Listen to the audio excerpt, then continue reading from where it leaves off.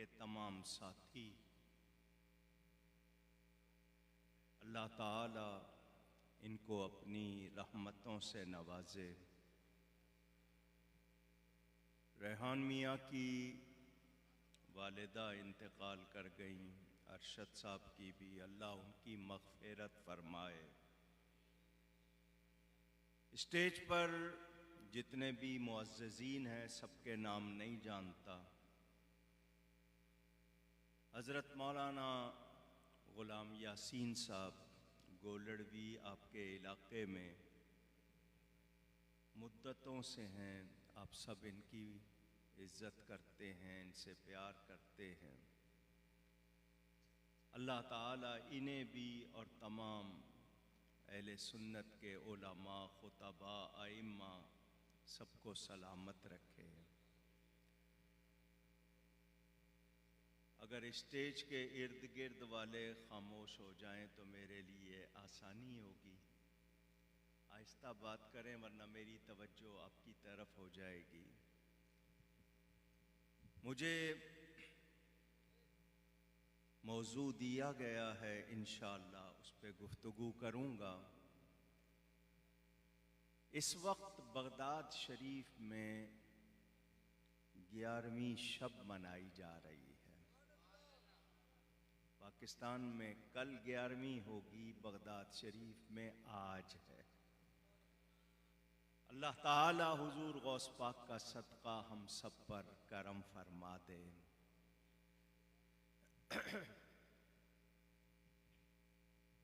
وہ میرے دوست جو کھڑے ہیں اگر ان کو جگہ مل جائے تو بیٹھ جائیں ورنہ ان کی مرضی۔ الحمد للہ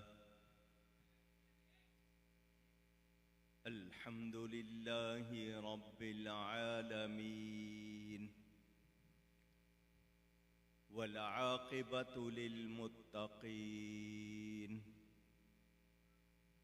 والصلاة والسلام على رسوله سید المرسلین رحمت للعالمین شفیع المذنبین سید الاولین والآخرین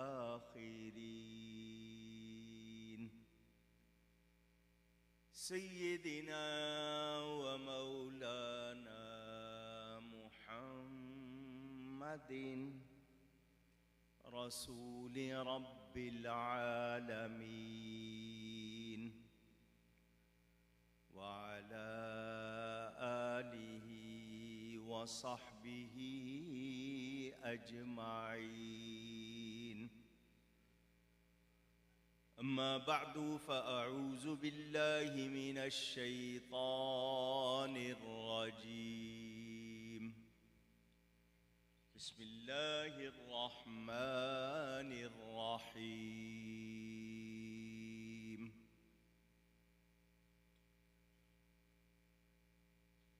انا ارسلناک شاہدا ومبشرا ونذیرا لتؤمنوا باللہ ورسولہ وتعزروہ وتوقروہ وتسبحوہ بکرۃ وأصیلا۔ صدق اللہ العلی العظیم۔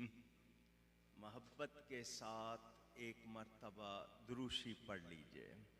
اللہم صلی علی سیدنا و مولانا محمد معدن الجود والکرم وآلہ وصحبہ وبارک وسلم۔ الصلاة والسلام علیک یا رسول اللہ، الصلاة والسلام علیک یا حبیب اللہ، الصلاة والسلام عليك يا رحمة للعالمين وعلى آلك وأصحابك يا شفيع المذنبين۔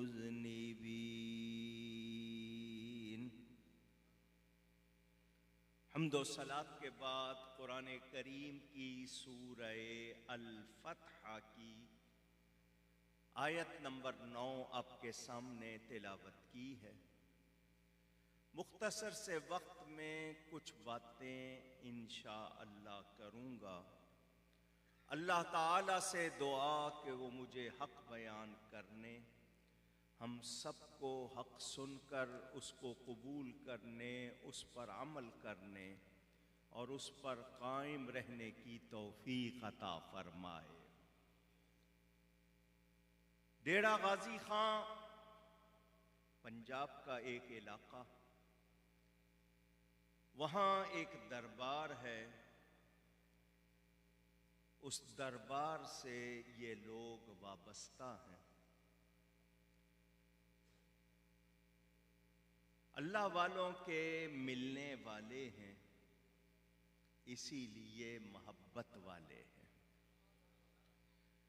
اور ہم اہل سنت و جماعت نسبتوں سے پیار کرتے ہیں، اللہ والوں سے محبت رکھتے ہیں اور اس کو اپنے لیے اعزاز اور سعادت سمجھتے ہیں۔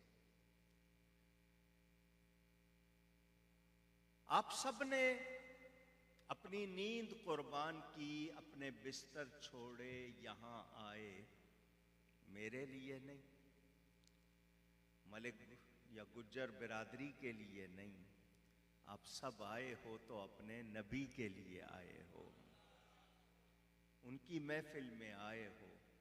اللہ تعالیٰ آپ سب کی تشریف آوری، میری حاضری قبول فرمائے۔ آپ لوگوں نے ناموس کا لفظ سنا ہوا ہے۔ ناموس عزت کو کہتے ہیں۔ ناموس کے معنی کیا ہے؟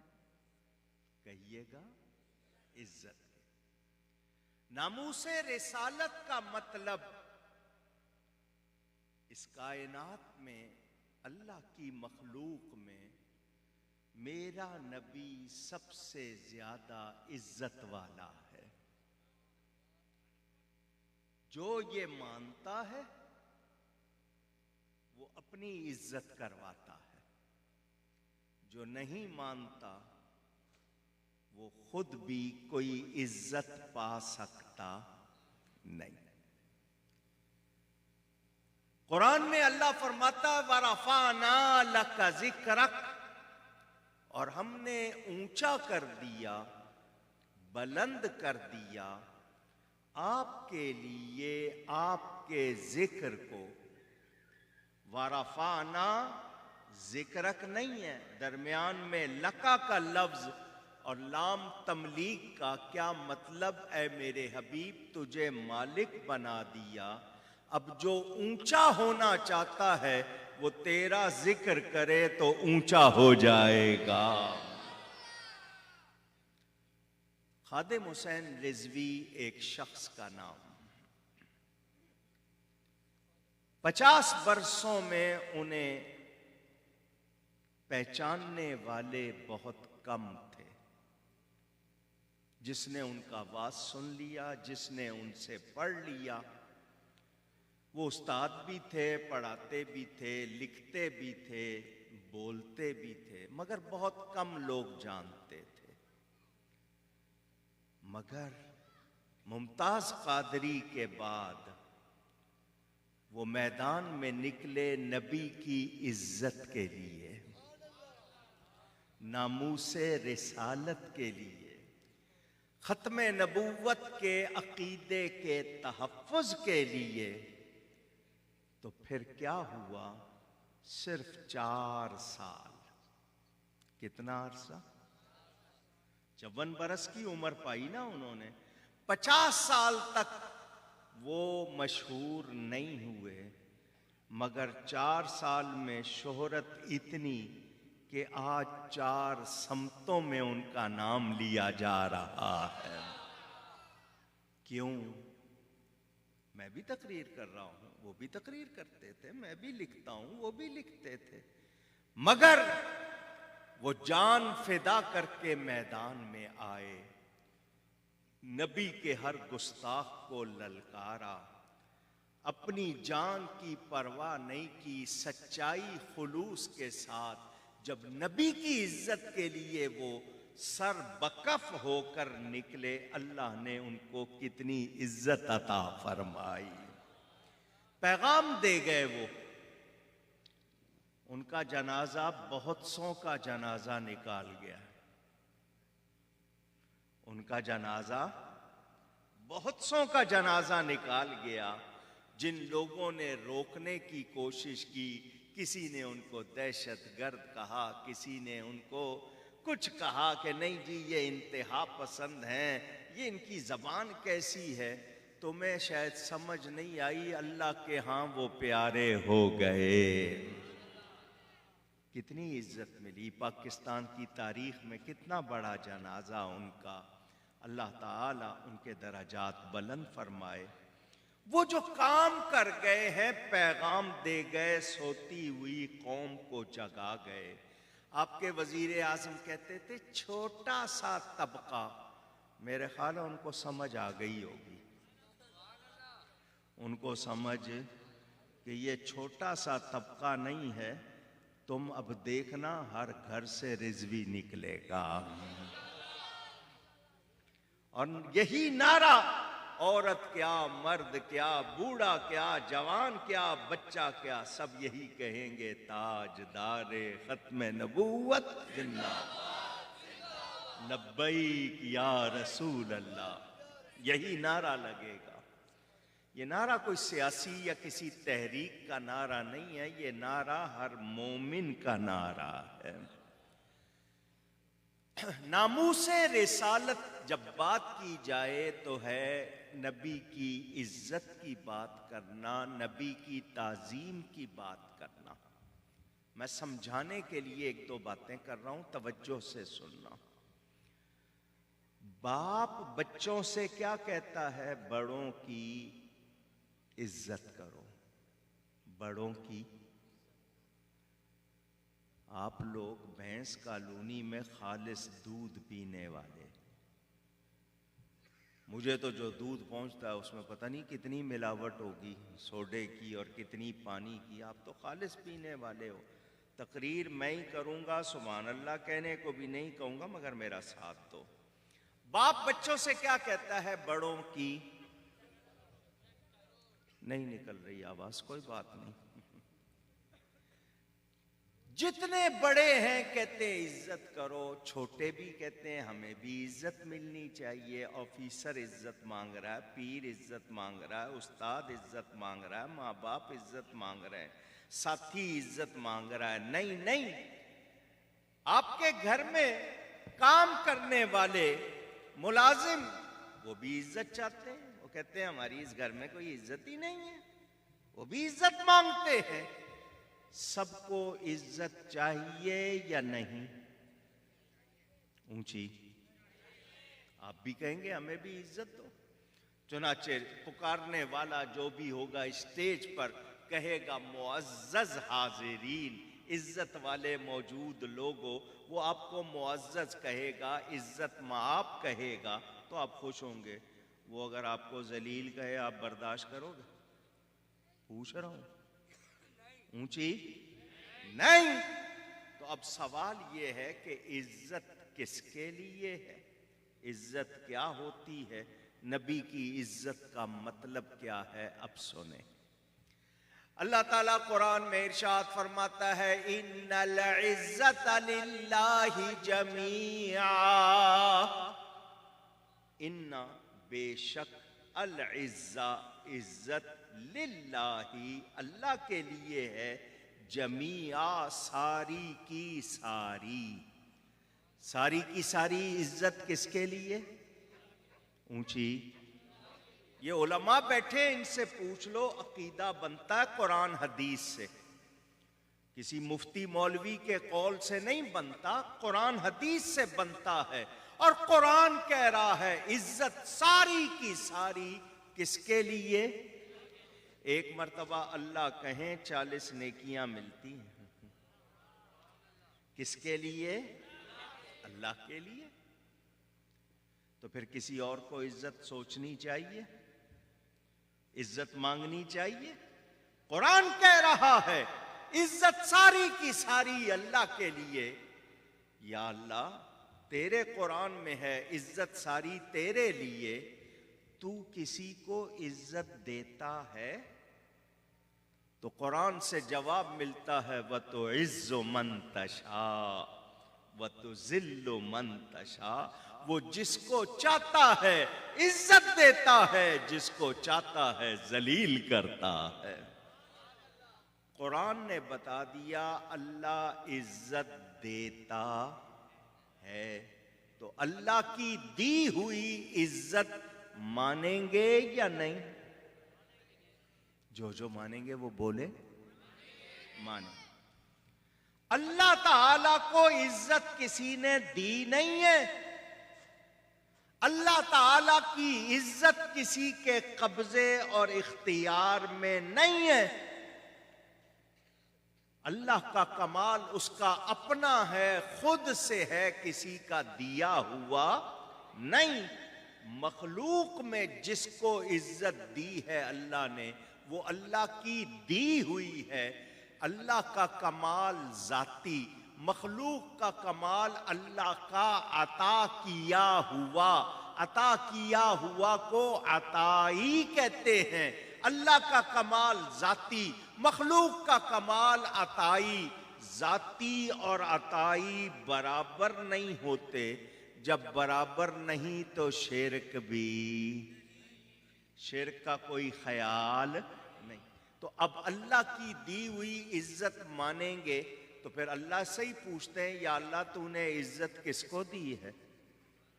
تو فرماتا ہے وَتُعِزُّ مَن تَشَاءُ، جس کو تو چاہتا ہے عزت دیتا ہے۔ یا اللہ یہ بھی بتا دے عزت کس کو دیتا ہے؟ تو قرآن سے جواب ملتا ہے وَلِلَّهِ الْعِزَّةُ وَلِرَسُولِهِ، عزت اللہ کے لیے اور اس کے رسول کے لیے۔ وہی قرآن ہے۔ یہ نہیں ہو سکتا کہ قرآن کا کچھ مان لوں کچھ نہ مانوں، پورے قرآن کو ماننا ہوگا۔ وہ پہلی آیت کہ عزت ساری کی ساری اللہ کے لیے، وہ بھی قرآن کی آیت، وَتُعِزُّ مَن تَشَاءُ، وہ بھی قرآن، اور وَلِلَّهِ الْعِزَّةُ وَلِرَسُولِهِ، یہ بھی قرآن۔ تو قرآن نے بتا دیا عزت اللہ کے لیے، اللہ کے رسول کے لیے۔ یا اللہ کسی اور کے لیے بھی فرمایا وَلِلْمُؤْمِنِينَ، اور عزت ایمان والوں کے لیے۔ وَلَكِنَّ الْمُنَافِقِينَ لَا يَعْلَمُونَ، لیکن منافق جانتے نہیں۔ ان کو نہ غوث اعظم کی عزت سمجھ آتی ہے، نہ خواجہ غریب نواز کی۔ ان کو نہ عزت امام اعظم کی سمجھ آتی ہے، نہ فاروق اعظم کی۔ یہ کیا جانے، یہ تو نبی کی عزت بھی نہیں پہچانتے۔ عزت پہچاننے والے ایمان والے ہیں۔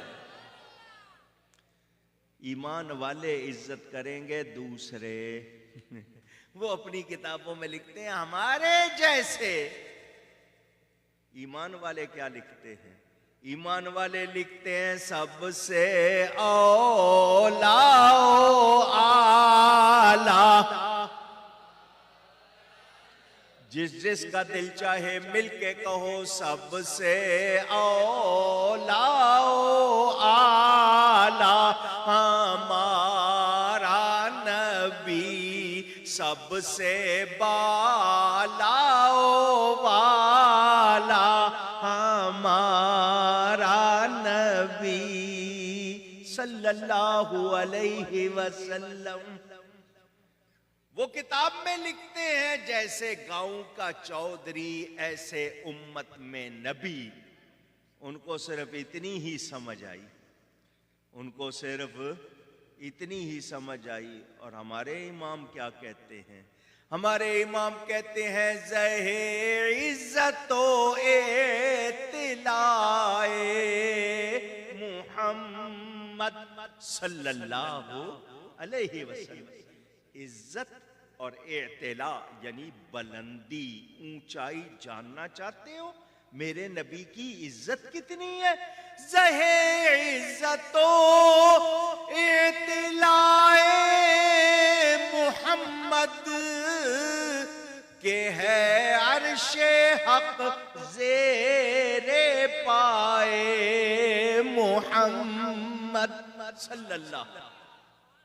دیکھو جی، یہاں سے یہ جو ٹینٹ ہے نا، یہ کیا کہتے ہیں، شامیانہ، یہ مجھ سے یہاں سے اونچا، اس کے اوپر ہو سکتا ہے کچھ اور چیز نہیں ہو تو بادل، بادل کے بعد پھر آسمان، پہلا آسمان، پھر دوسرا، پھر تیسرا، پھر چوتھا، پھر پانچواں، پھر چھٹا، پھر ساتواں، اس کے اوپر بیت المعمور، اس کے اوپر سدرۃ المنتہا، اس کے آگے پتہ نہیں ہزاروں لاکھوں پردے، ہر پردے کے درمیان فاصلہ، اونچائی، اس کے اوپر عرش.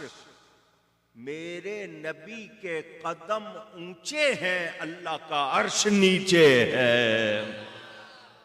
تم نبی کی بلندی جاننا چاہتے ہو کہ ہے عرش حق زیر پائے محمد صلی اللہ علیہ وسلم. اس کائنات کا سب سے اونچا مکان عرش ہے، عرش کے اوپر لا مکان، تو جو سب سے اونچا مکان وہ بھی میرے نبی کے قدموں کے نیچے ہے.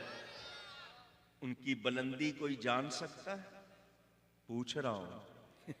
یہ جو فیتا لے کے نا میجرمنٹ، وہ جو ٹیپ لے کے ناپ رہے ہیں کہ اتنا تھا، اتنا تھا، اتنا تھا، اتنا تھا، ان کو میں بتا دوں دنیا میں ابھی تک وہ فیتا نہیں بنا جو میرے نبی کی شان کو ناپ سکے. ہم تو بس اتنا جانتے ہیں وہ خدا نہیں، خدا کا ٹکڑا نہیں، جز ٹکڑا نہیں، خدا کے برابر نہیں، مثل نہیں، خدا کے شریک نہیں. وہ خدا تو نہیں ہے مگر خدا سے جدا بھی نہیں ہے. وہ کیا ہے؟ بس اسی میں ہی جھگڑا ہو گیا.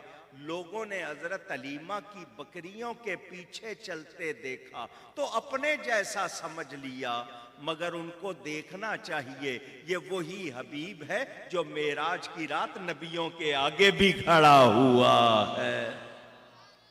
جس کی اتنی عزت ہو، بتائیے کیا وہ ہمارے جیسا ہو سکتا ہے؟ اونچی. اچھا، اب میں ایک سوال کروں گا، سوچ کے جواب دینا. جو بیٹا باپ کی برابری کرے کیا کہتے ہو اس کو؟ ایک آواز آئی نالائق. اور کوئی آواز ہے؟ گستاخ. بڑی اچھی بات. جو بیٹا باپ کی برابری کرے نالائق ہے، بے ادب ہے، گستاخ ہے. جو مرید پیر کی برابری کرے بے ادب ہے، گستاخ ہے. ٹھیک ہے. جو شاگرد استاد کی برابری کرے وہ بھی گستاخ اور بے ادب ہے یا نہیں؟ جس کو اختلاف ہو ابھی بولے، ہے نا؟ تو جو امتی نبی کی برابری کرے وہ بھی گستاخ ہے یا نہیں؟ اور جو گستاخ ہے وہ ایمان والا نہیں. صحابہ کرام رضوان اللہ علیہم اجمعین، مولانا خادم حسین رضوی نے یہی باتیں سنائی، اپنے انداز میں سنائی. نبی کے غلام، نبی کے جانثار کیا کرتے ہیں؟ وہ نبی کا جس طرح ادب کرتے ہیں، نبی کی جس طرح تعظیم کرتے ہیں، وہ منظر ان کو دیکھ کر امت کو معلوم ہوئے، امت کو پیغام مل جائے. وہ صحابہ جو نبیوں رسولوں کے بعد بڑی شان والے ہیں، جب وہ نبی کی اتنی عزت کر رہے، ہم گناہگاروں کو کتنی کرنی چاہیے؟ نہیں، قرآن پڑھو. صحابہ کی بات بعد میں، پہلے قرآن. اللہ تعالیٰ قرآن میں جگہ جگہ اپنے نبیوں کو پکارتا ہے، کیونکہ اللہ کی مخلوق میں سب سے زیادہ عزت والے نبی ہیں، اور نبیوں میں سب سے اعلیٰ میرے نبی ہیں، ان کی شان سب سے بلند۔ اللہ تعالیٰ نبیوں کو پکار رہا ہے، یا آدم، یا نوح، یا ابراہیم، یا یحییٰ، یا موسیٰ، یا عیسیٰ۔ پورا قرآن پڑھ کے دیکھ لو، 25-26 نبیوں کے نام قرآن میں آئے ہیں۔ اللہ نے نبیوں کا نام لے کر ان کو پکارا، مگر جب میرے آقا کی باری آئی، وہ رب ہو کر نام لے کر نہیں پکارتا، یا ایھا النبی، یا ایھا الرسول، یا ایھا المزمل، یا ایھا المدثر، یاسین، طٰہٰ۔ وہ رب ہو کر، خالق ہو کر اپنے حبیب کو اتنی عزت دیتا ہے، ہمیں اندازہ کر لینا چاہیے ہمیں کتنی عزت دینی چاہیے۔ بات ساری نبی کی عزت کی ہے، جو نبی کی عزت نہیں کرتا وہ مسلمان تو کیا، وہ انسان بھی۔ بلعم باعور، اگر نام یاد ہو جائے، نہیں بھی ہو تو کوئی بات نہیں، کچھ بلعم باعورا کہتے ہیں۔ بلعم باعور، یہ بنی اسرائیل میں ایک شخص تھا، بہت ہی، جس کو آپ لوگ کہتے ہیں نا بڑا پہنچا ہوا، اس کی کوئی دعا رد نہیں ہوتی تھی، یہ گناہ نہیں کرتا تھا، بڑا نیک تھا، اور جو کہتا تھا، جو دعا کرتا تھا وہ قبول ہو جاتی تھی، پورا مشہور تھا تمام لوگوں میں۔ لوگ اس کے پاس چلے گئے، پیسے دیے، حضرت موسیٰ کے خلاف دعا کر۔ اس نے کہا وہ اللہ کے نبی ہیں، ان کے خلاف دعا کرنے کا کیا مطلب؟ انہوں نے پیسے اور دیے، لالچ اور دی، یہ لالچ میں آ گیا۔ لالچ میں آ کے اس نے ابھی ارادہ ہی کیا تھا کہ برباد ہو گیا۔ کیا ہو گیا؟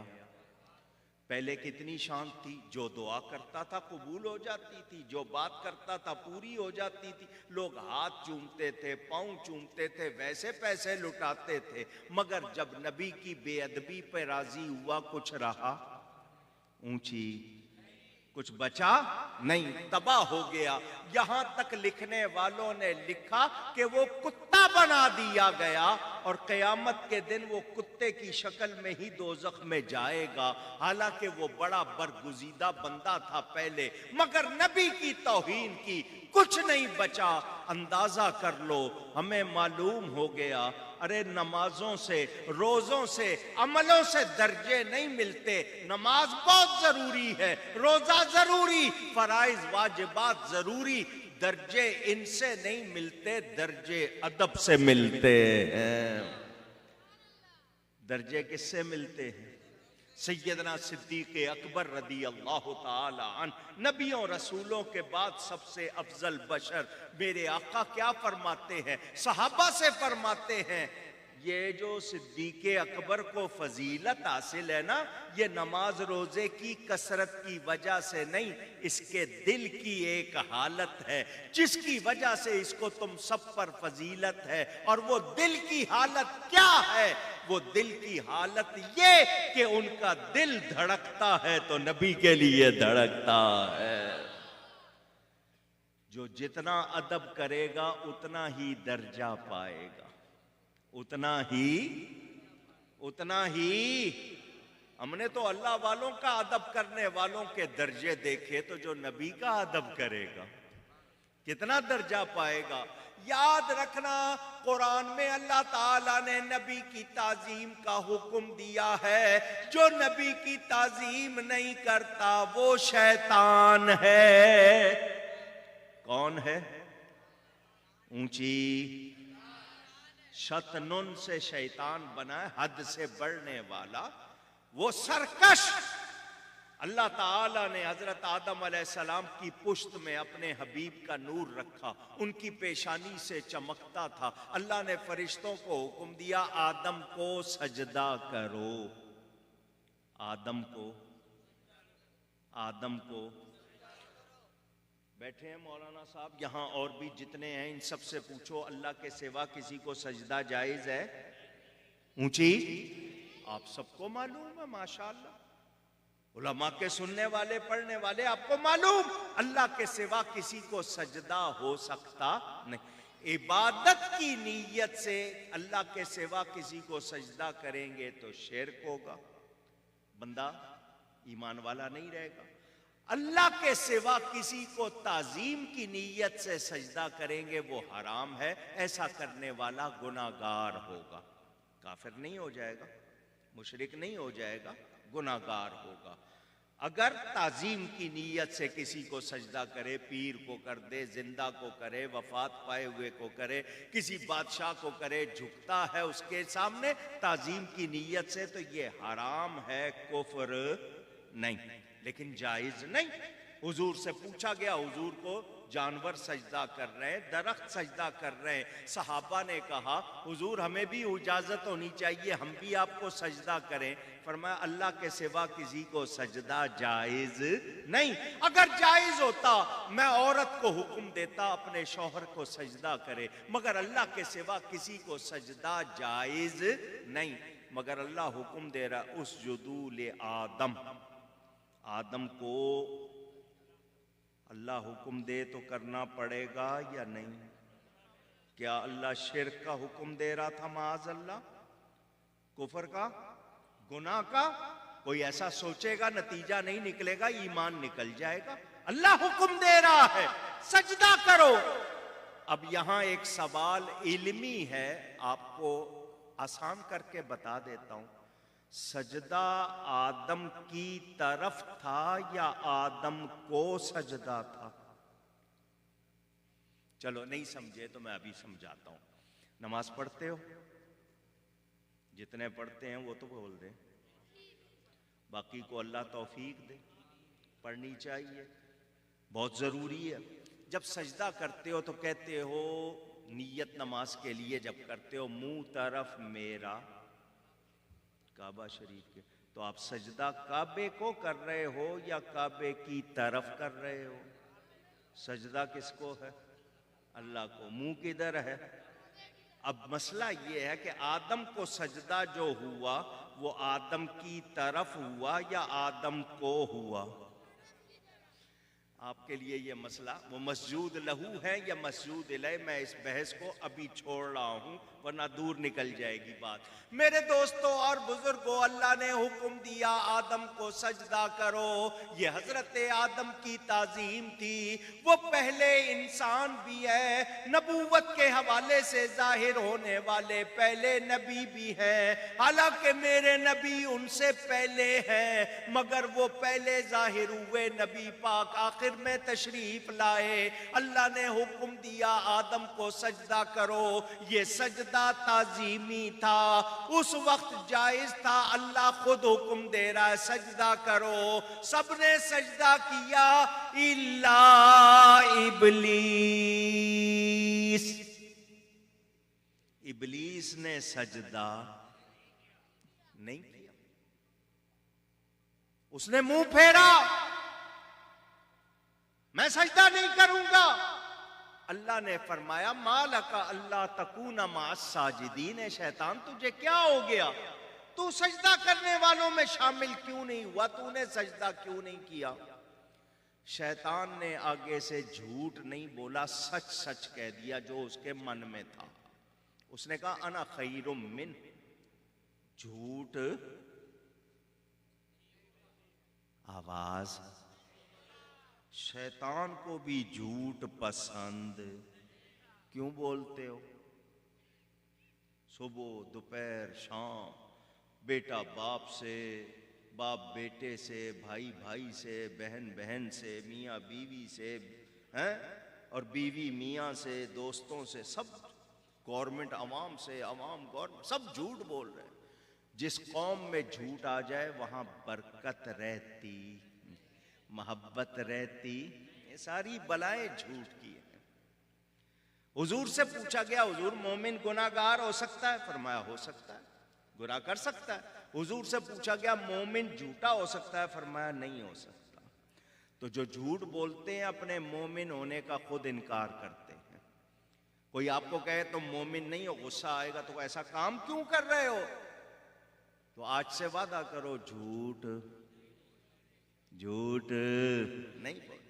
شیطان نے جھوٹ نہیں بولا, کہہ دیا اس کے جو دماغ میں تھا, جو اس کے سوچ میں, انا خیر منہ خلقتنی من نار وخلقتہ من طین. یا اللہ میں اس سے بہتر ہوں, تو نے مجھے آگ سے, اس کو مٹی سے پیدا کیا. آگ لطیف ہوتی ہے, مٹی کثیف ہوتی ہے. لطیف اعلیٰ, کثیف ادنا. تو میں اعلیٰ ہو کر ادنا کو سجدہ کیوں کروں؟ اس نے اپنی طرف سے دلیل پیش کی, اللہ نے دلیل کا جواب نہیں دیا. اللہ جیسا کوئی عالم ہو سکتا ہے؟ برابر ہونا تو دور کی بات, بڑھنا تو سوچ کی بھی نہیں, برابر بھی نہیں. اللہ جیسا بھی کوئی نہیں. اللہ جواب نہیں دے رہا, وہ آگے سے دلیل دے رہا, میں اس سے بہتر. اللہ فرماتا فاخرج, نکل جا. قرآن سے پتہ چل گیا جو گستاخ ہو, بے ادب ہو, اس کو دلیل میں جواب نہیں دیا جائے گا, اس کو نکالا جائے گا. اس کو کیا کیا جائے گا؟ اللہ نے فرمایا فاخرج فإنک رجیم, نکل جا, تو مردود ہے, راندہ درگاہ. اب تجھ پر لعنت ہی لعنت. لعنت کا مطلب رحمت سے محروم ہو جانا, اس کے لیے کوئی خیر نہ ہونا. فرمایا تو لعنتی ہے, نکل جا. اللہ چاہتا ایک نہیں کتنے جواب دیتا, مگر اس نے جواب نہیں دیا. مجھے قرآن سے قانون مل گیا. وہ شیطان جو لاکھوں برس جس نے نماز پڑھی, زمین کے چپے چپے پر جس نے سجدہ کیا, وہ شیطان جو فرشتوں کے سامنے واز کرتا تھا, تقریر کرتا تھا, اپنے آپ کو فرشتوں کا استاد سمجھتا تھا. استاد تھا نہیں, خود کو سمجھتا تھا معلم الملکوت, میں فرشتوں کا استاد ہوں. اللہ نے نہ اس کی عبادت کو دیکھا, نہ اس کی محنت کو, نہ اس کے علم کو, نہ اس کے عقیدے کو. جب اللہ کے نبی کی تعظیم نہیں کی, اللہ نے نکال دیا, مردود کر دیا. قرآن سے پتہ چل گیا نماز اس کی جو نبی کی تعظیم کرے, روزہ اس کا جو نبی کی تعظیم کرے. جو نبی کی تعظیم نہیں کرتا اس کا کوئی عمل عبادت بن سکتا نہیں. جب شیطان کی لاکھوں برس کی قبول نہیں ہوئی, تو آج جو نبی کا بے ادب ہوگا اس کی 50 سال کی قبول ہو جائے گی؟ جواب دیجئے. رگڑ رگڑ کے ماتھے پہ شامی کباب بنانے والوں, تم کیا سمجھتے ہو تمہارا یہ نشان تمہاری کوئی نیکی کی علامت؟ ارے سجدہ اس کا ہے جس کا سر خدا کے لیے جھکتا ہے, دل مصطفیٰ کے لیے جھکتا ہے. اللہ اکبر. یا رسول اللہ صلی اللہ علیہ وسلم, یا علی, یا غوث. یاد رکھنا جو نبی کی تعظیم نہ کرے وہ کیا ہے؟ شیطان. کیا ہے؟ کیا ہے؟ اچھا اب ایمان سے ایک بات بتانا, جو نبی کی بے ادبی گستاخی کرے, کیا اس کی نماز ہوگی اونچی؟ جب اس کی اپنی نہیں ہوگی, اس کے پیچھے کسی کی کب ہوگی؟ نہیں سمجھے؟ جب اس کی اپنی نہیں ہو رہی تو جو مقتدی ہوتے ہیں نا پیچھے, وہ جب نماز جوڑتے ہیں نا پیچھے اس امام کے, تو اب آپ نے اپنی نماز جوڑ دی اس کے ساتھ, اس کی اپنی نہیں ہو رہی تو کسی کی جوڑے گی؟ ہوگی. پتہ چلا امامت اس کے لیے ہے جو نبی کی غلامی کرتا ہے. جو نبی کی تعظیم نہ کرے وہ ہمارا امام ہو سکتا نہیں. میرے دوستوں اور بزرگوں, اللہ تعالیٰ نے شیطان کی برسوں کی عبادت کی, کوئی پرواہ کی, خاطر میں لایا قبول کی نہیں، اس کے منہ پہ مار دی گئی۔ کیوں؟ کہ اس نے نبی کی تعظیم نہیں کی۔ اب دھیان سے سننا، وہ آدم کی تعظیم کی، اللہ نے فرشتوں کو حکم دیا۔ امام راضی تفسیر کبیر میں فرماتے ہیں امرت الملائکۃ لسجود آدم لأن نور محمد صلی اللہ علیہ وسلم کان فی جبہت آدم۔ یہ جو آدم کو سجدہ کروایا تھا نا اللہ نے، یہ اصل میں سجدہ اس نور کو تھا جو حضرت آدم کی پیشانی میں چمک رہا تھا۔ نظر اٹھی دونوں کی، اللہ نے حکم دیا سجدہ کرو، نظر شیطان کی بھی اٹھی، نظر فرشتوں کی بھی اٹھی، فرشتوں کی بھی اٹھی، شیطان کی بھی۔ اچھا، یہ بلب لگے ہوئے ہیں، آپ کی آنکھ میں نور نہ ہو یہ ان کی روشنی نظر آئے گی؟ پکی بات ہے نا؟ پتہ چلا نور دیکھنے کے لیے بھی نور چاہیے، نور دیکھنے کے لیے بھی، اگر نور نہیں ہے تو نور نظر نہیں آئے۔ یہ بلب ہیں، یہ قمقمے ہیں، ان کا نور دیکھنے کے لیے آنکھ کا نور چاہیے، چاند تاروں کا نور دیکھنے کے لیے آنکھوں کا نور چاہیے، نبی کا نور دیکھنے کے لیے ایمان کا نور چاہیے۔ صحیح ہے؟ بات سمجھ میں آ گئی آپ کے؟ اب نظر اٹھی ہے شیطان کی بھی فرشتوں کی بھی، شیطان کے پاس ایمان، اللہ فرماتا وَكَانَ مِنَ الْكَافِرِينَ، وہ تو ہو گیا کافروں میں سے، وہ تو تھا ہی کافروں میں سے، اس کی بھی نظر اٹھی مگر اس کو نظر نہیں آیا، اس کو خاک نظر آئی، خاک، کہنے لگا یہ مٹی۔ فرشتوں نے نور دیکھ لیا، حضرت آدم کی پیشانی میں نور مصطفیٰ دیکھ لیا، وہ جھک گئے، وہ نور لینے کے لیے اعلیٰ حضرت فرماتے ہیں تیرے آگے خاک پر جھکتا ہے ماتھا نور کا۔ فرشتے نور ہیں یا نہیں؟ تو ان کا ماتھا کون ہوا؟ نور کا۔ تیرے آگے خاک پر جھکتا ہے ماتھا نور کا، نور نے پایا تیرے سجدے سے سیما نور کا۔ یہ فرشتے نور والے کیوں ہو گئے؟ انہوں نے آدم کی پیشانی میں نور دیکھا، وہ لینے کے لیے جھک گئے، اس کی نظر خاک پر رہی۔ وہاں سے دو سلسلے چلے ہیں، وہاں سے چلے ہیں، ایک نور مانتا ہے، تعظیم کرتا ہے، ایک بشر خاکی بشر کرتا ہے، تعظیم نہیں کرتا۔ ہمیں پتا چل گیا یہ کوئی نیا سلسلہ نہیں، یہ شروع سے چلا آ رہا ہے۔ ہم فرشتوں کے طریقے پہ ہیں، وہ شیطان کے طریقے پر ہے۔ اپنی طرف سے تو نہیں کہہ رہا نا میں، بات سمجھ میں آ گئی آپ کے؟ تو نبی کی تعظیم، اللہ نے حکم دیا فرشتوں کو سجدہ کرو، یہ نہیں فرمایا کہ میں بھی کر رہا ہوں تم بھی کرو، نہیں، بس حکم دیا سجدہ کرو۔ وہ حضرت آدم کے لیے تعظیم تھی، جب میرے حبیب کی تعظیم کا وقت آیا اللہ کیا فرماتا ہے؟ ان اللہ وملائکتہ یصلون علی النبی، بے شک اللہ تعالی اور اس کے فرشتے غیب بتانے والے، نبی کے معنی غیب بتانے والے پر درود بھیجتے ہیں۔ اللہ کے درود بھیجنے کا کیا مطلب؟ حضرت ابو العالیہ کا قول بخاری شریف میں امام بخاری نے نقل کیا کہ وہ فرماتے ہیں اللہ کا نبی پر درود بھیجنے کا مطلب اللہ فرشتوں کے سامنے اپنے حبیب کی تعریف فرماتا ہے۔ اللہ نے فرمایا میں کر رہا ہوں تم بھی کرو، اے ایمان والو تم بھی ان پر درود و سلام بھیجو۔ پہلے اپنا ذکر کیا، آدم کی تعظیم کے لیے صرف فرشتوں کو حکم دیا، جس نے وہ تعظیم نہیں کی وہ مردود ہو گیا۔ تو جو نبی کی تعظیم نہیں کرے گا بتائیں وہ کیا ایمان والا رہے گا؟ اونچی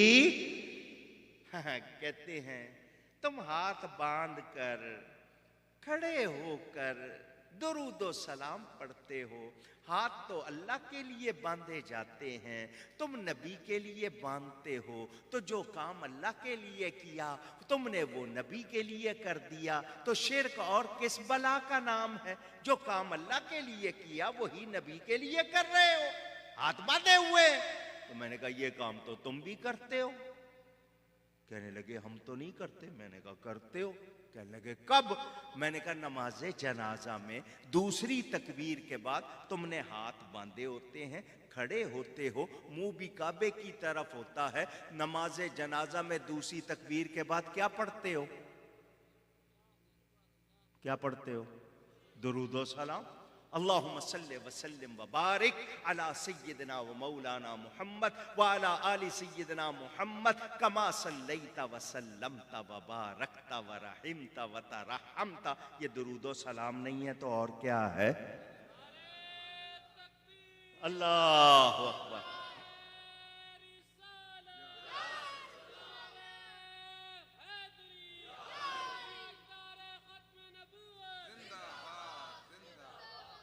یاد کرو تم نبی کی تعظیم کے لیے بہانے تلاش کرتے ہو، عذر تلاش کرتے ہو، آئیں بائیں شائیں کرتے ہو۔ محبت والے تو موقع ڈھونڈتے ہیں کب موقع ملے اور کب ہم سے کوئی اچھا کام ہو جائے۔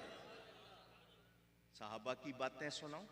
حضرت فاروق اعظم کے بیٹے، شفا شریف میں امام قاضی ایاز نے اس کو نقل کیا، حضرت فاروق اعظم کے بیٹے حضور کے منبر پر، حضور کے بیٹھنے کی جگہ پر جمعے کے دن لوگوں کو دکھا کر یہ کرتے تھے کہ اس منبر پر ہاتھ پھیر کر اپنے منہ پر ہاتھ پھیرا کرتے تھے، آنے والوں کو پتہ چلے ہم صحابہ نبی سے وابستہ چیزوں کا کتنا ادب کرتے ہیں۔ وہ تو نبی کے بیٹھنے کی جگہ پر ہاتھ پھیر کر منہ پر پھیرے۔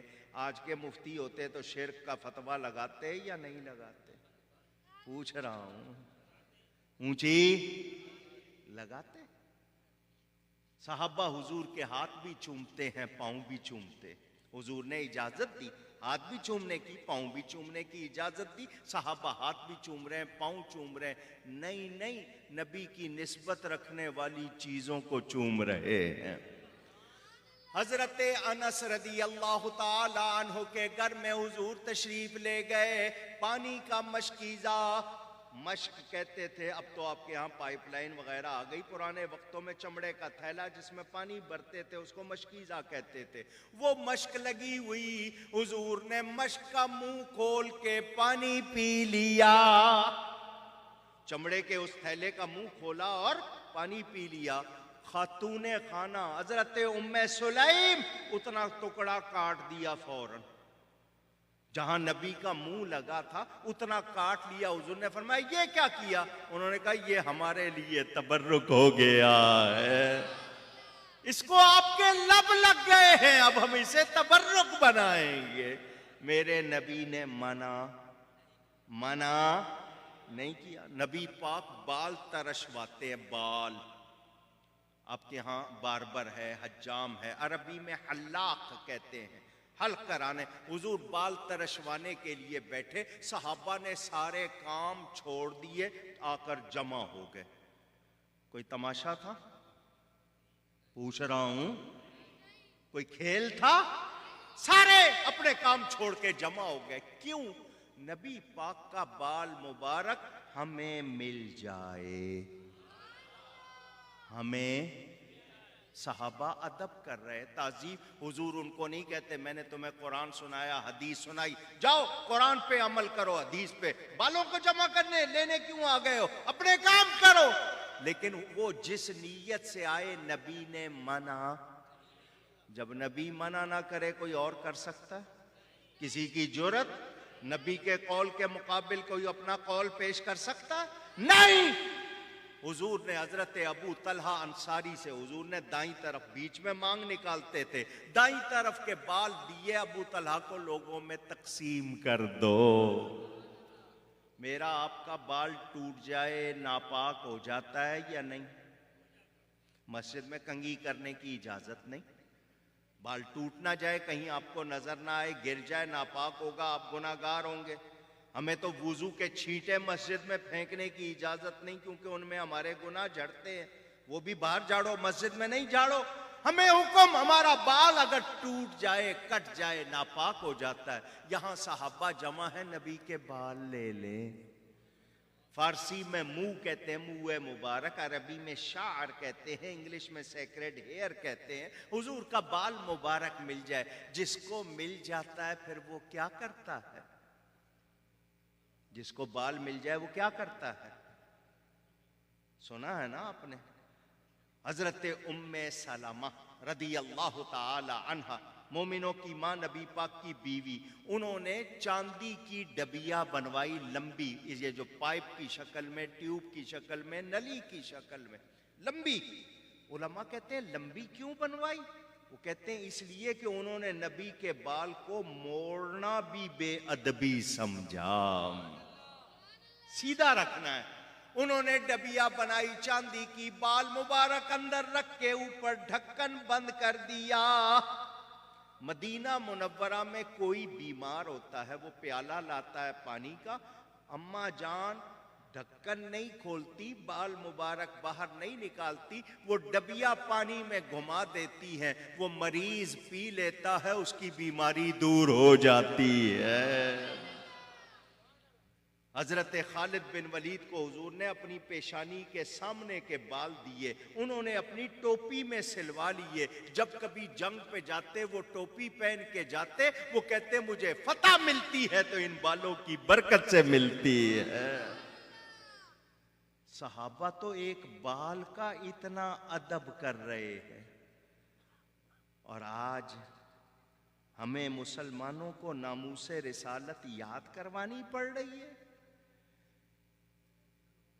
ایک بادشاہ وزیر 126 دن کا دھرنا لگاتا ہے، لڑکیاں ناچتی ہیں، لڑکے ناچتے ہیں، گانے گائے جاتے ہیں، قوم سے جھوٹ بولے جاتے ہیں، تماشے کیے جاتے ہیں، ایک شیل نہیں گرا، ایک آنسو گیس کا انہوں نے کوئی بھی وہاں پر وار نہیں کیا۔ یا رسول اللہ کے نعرے لگانے گئے لوگ تو ان پہ شیل گرائے جا رہے ہیں۔ کیا وہ دہشت گرد ہے؟ کیا وہ ملک دشمن ہے؟ نہیں، وہ نبی کی عزت کے لیے آئے، تم نے ان پہ شیل گرائے، تم کیا سمجھتے ہو؟ تم نے جو کچھ کیا وہ چشم فلک نے نہیں دیکھا، جتنے نبی کی عزت کے لیے گئے تھے وہ بھی قیامت میں جائیں گے، جنہوں نے شیل گرائے وہ بھی جائیں گے، وہاں کیا جواب دو گے؟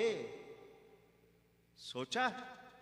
وہ ہاتھ ٹوٹ جائیں جنہوں نے غلامان رسول پہ شیل گرائے ہیں، وہ جنہوں نے حکم دیا ہے وہ ہاتھ ٹوٹ جائیں، وہ زبانیں گنگ ہو جائیں، وہ کیا سمجھتے ہیں یہ نعرے بند ہو جائیں گے؟ نبی کے غلام کٹ سکتے ہیں، نبی کے نام پہ سودا نہیں کر سکتے۔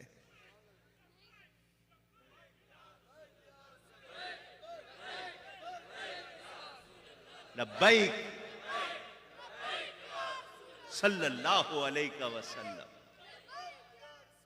اس نعرے کے بعد دروشی بھی پڑھا کرو، صلی اللہ علیہ وسلم۔ یاد رکھنا، جو نبی کی عزت کے لیے کرتے ہیں اللہ ان کو عزت دیتا ہے۔ کیسی کیسی باتیں ہیں۔ جنگ احد کا موقع ہے، جنگ احد کا، اور اس کے بعد غزوہ خندق، اس کو غزوہ احزاب بھی کہتے ہیں۔ پورے تمام کافر مل کے مسلمانوں کے مقابلے پر آئے تھے۔ حضور صلی اللہ علیہ وسلم نے مدینہ کے اطراف حضرت سلمان فارسی کے کہنے پر خندق کھدوا دی تھی۔ 25,000 مقابلے پر تھے مسلمانوں کے۔ کتنے؟ اونچی 25,000 کافر، میرے نبی کے ساتھ صرف چند تھے، چند۔ کافروں نے وہ خندق پار کرنا چاہی کہ ہم خندق پار کرتے ہیں، مدینے میں داخل ہو جائیں گے، مسلمانوں کو کاٹ کے رکھ دیں گے۔ جب انہوں نے اتنی جرأت دکھائی، میرے نبی تلوار لے کر خود میدان میں آئے۔ کافروں کے سامنے نبی نے خود تلوار نکالی. ہے کوئی ہمت والا تو ذرا سامنے آئے. کسی کی جرأت نہیں, کسی کی جرأت. نبی پاک کی قوت کتنی ہے جاننا چاہتے ہو؟ اٹھاؤ فیض الباری. دوسروں کے بڑے نے لکھا حضرت موسیٰ کے مکے میں اتنی طاقت کہ اگر ایک مکہ مارے ساتوں آسمانوں کو چورا چورا کر دے. یہ کس کی طاقت؟ حضرت موسیٰ علیہ السلام. جب کلیم اللہ کی یہ شان ہے, حبیب اللہ کی کیا شان ہوگی؟ جو انگلی کے ایک اشارے سے چاند دو ٹکڑے کر دے, ڈوبے ہوئے سورج کو لوٹا دے, اس کی طاقت کا کوئی مقابلہ کر سکتا؟ اب صرف نبی کے ہاتھوں کا کمال آپ کو سناؤں تو آپ حیران. حضور خود میدان میں آ گئے. ظہر عصر مغرب 3 نمازیں قضا ہوئیں صرف کافروں کو روکنے کے لیے کہ آگے نہ بڑھے. نبی میدان میں رہے. حضور نے فرمایا ہے کوئی جو میری اس تلوار کا حق ادا کرے؟ نبی پاک کے ایک صحابی حضرت دجانہ آگے بڑھے. حضور اس تلوار کا حق کیا ہے؟ فرمایا اس تلوار کو جو اتنا چلائے, اتنے کافر کاٹے کہ یہ تلوار ٹیڑھی ہو جائے, یہ اس تلوار کا حق. وہ عرض کرتے ہیں حضور کوئی اور بھی حق ہے؟ فرمایا ہاں, دوسرا حق یہ کہ جو یہ تلوار لے کر آگے بڑھے وہ گھبرا کر پیچھے واپس نہ ڈٹا رہے. حضور کوئی اور بھی حق ہے؟ فرمایا یہ کسی مسلمان پر نہ چلے, کسی مسلمان پر. حضرت ابو دجانہ نے کہا حضور مجھے دے دیں یہ تلوار, میں اس کا حق ادا کروں گا. نبی خود بتا رہے زمین پر اکڑ کے چلنے سے منع کیا گیا ہے. وَلَا تَمْشِ فِي الْأَرْضِ مَرَحًا, قرآن میں زمین پہ اکڑ کے. حضرت دجانہ بہت پہلوانوں کی طرح اکڑ اکڑ کے چلے, کافروں کے سامنے اکڑ اکڑ کے چلے. میرے آقا نے فرمایا اس طرح چلنا اللہ کو پسند. اللہ بہت برا اس کو جانتا ہے جو اس طرح اکڑ کے چلے, مگر نبی کے گستاخوں کے سامنے اس طرح چلنا اللہ کو بھی پسند ہے. صحابی کا عمل حضور خود فرما رہے. حضرت ابو دجانہ نے پھر اس کا حق ادا کیا. صحابہ کرام جانتے ہیں کہ اس نبی کو راضی کریں گے تو اللہ راضی ہوگا. اور آج کوئی کہے کہ نہیں اللہ ہی کو مانو نبی کو نہ مانو تو بولے وہ ایمان والا ہے. پوچھ رہا ہوں, ان کی تعریف کرو خوش ہوتے ہیں, نبی کی تعریف کرو ان کو خوشی ہوتی.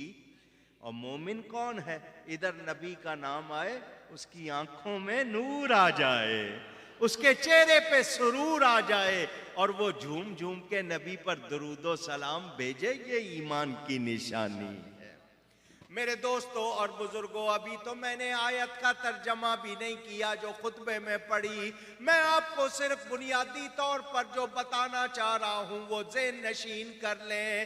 اللہ تعالیٰ عزت کا خالق, عزت بنانے والا, عزت دینے والا اللہ. اللہ کی عزت اپنی شان کے مطابق اللہ جس کو جتنی چاہے عزت عطا فرمائے. نبی کے لیے اللہ فرماتا ہے وَكَانَ عِندَ اللَّهِ وَجِيهًا, یہ اللہ کے نزدیک بہت عزت والے, اللہ کے نزدیک بہت بہت.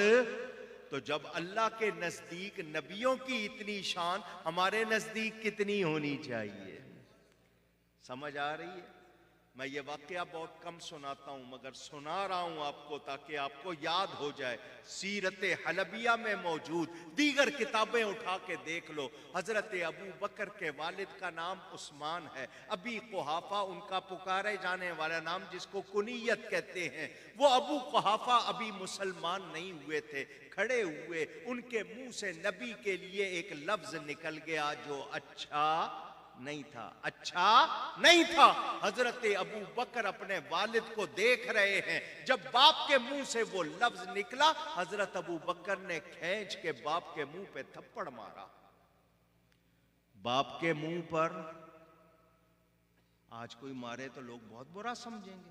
حضور نے بھی فرمایا ابو بکر تو نے اپنے باپ کو مارا، تھپڑ مارا؟ تو حضرت ابو بکر آگے سے معذرت نہیں کرتے، حضور بس غصہ آ گیا تھا، قابو نہیں رہا، میرا ہاتھ چھوٹ گیا، غلطی ہو گئی. نہیں، حضرت ابو بکر کا جواب سنو اور پہچانو کہ ایمان کیا ہے، عزت رسول کیا ہے. حضرت ابو بکر کہتے ہیں یا رسول اللہ اس کی قسمت اچھی تھی کہ میرے ہاتھ میں تلوار نہیں تھی، میں اس کی گردن اڑا دیتا، مگر آپ کے بارے میں ہلکا لفظ سن سکتا. کیا ہمارا یہ حال ہے؟ بتاؤ میرے بھائیو، ہمارا یہ حال؟ ہاں، ہم نعرہ لگاتے ہیں غلام ہے، غلام ہے، رسول کے غلام ہے، غلامی رسول میں موت بھی قبول ہے، جو ہو نہ عشق مصطفیٰ تو زندگی فضول ہے. لگاتے ہو نا یہ نعرہ؟ پوچھ رہا ہوں، لگاتے ہو نا؟ غلام ہیں، غلام ہیں کس کے؟ رسول کے غلام ہیں. اور غلامی رسول میں جس کو قبول ہو وہ بولے غلامی رسول میں. بس آپ نے یہ کہا میں نے امتحان لینا ہے. اگر واقعی غلامی رسول میں اتنے پکے ہو تو پھر باپ ہو یا بھائی، بیٹا ہو یا دوست، لیڈر ہو یا کوئی وزیر امیر، نبی سے زیادہ پیارا ہو سکتا؟ نبی کی بات آ جائے تو ان سب کو چھوڑ دیں گے، نبی کا دامن. کیا یہ حال ہے؟ اب اپنے اندر جھانکو. مولانا صاحب دنیا میں رہنا ہے، کاروبار بھی کرنا ہوتا ہے، رشتے ناتے بھی ہوتے ہیں، یہ بھی ہوتا ہے، ہم بہانے کرنے لگ جاتے ہیں. بیٹی دینے کا موقع آئے جی اب کیا کریں جی، کوئی اور بات، لحاظ آ جاتا ہے. حضرت ابو بکر کے عمل نے بتا دیا نبی کے معاملے میں کسی کی رعایت ہو سکتی.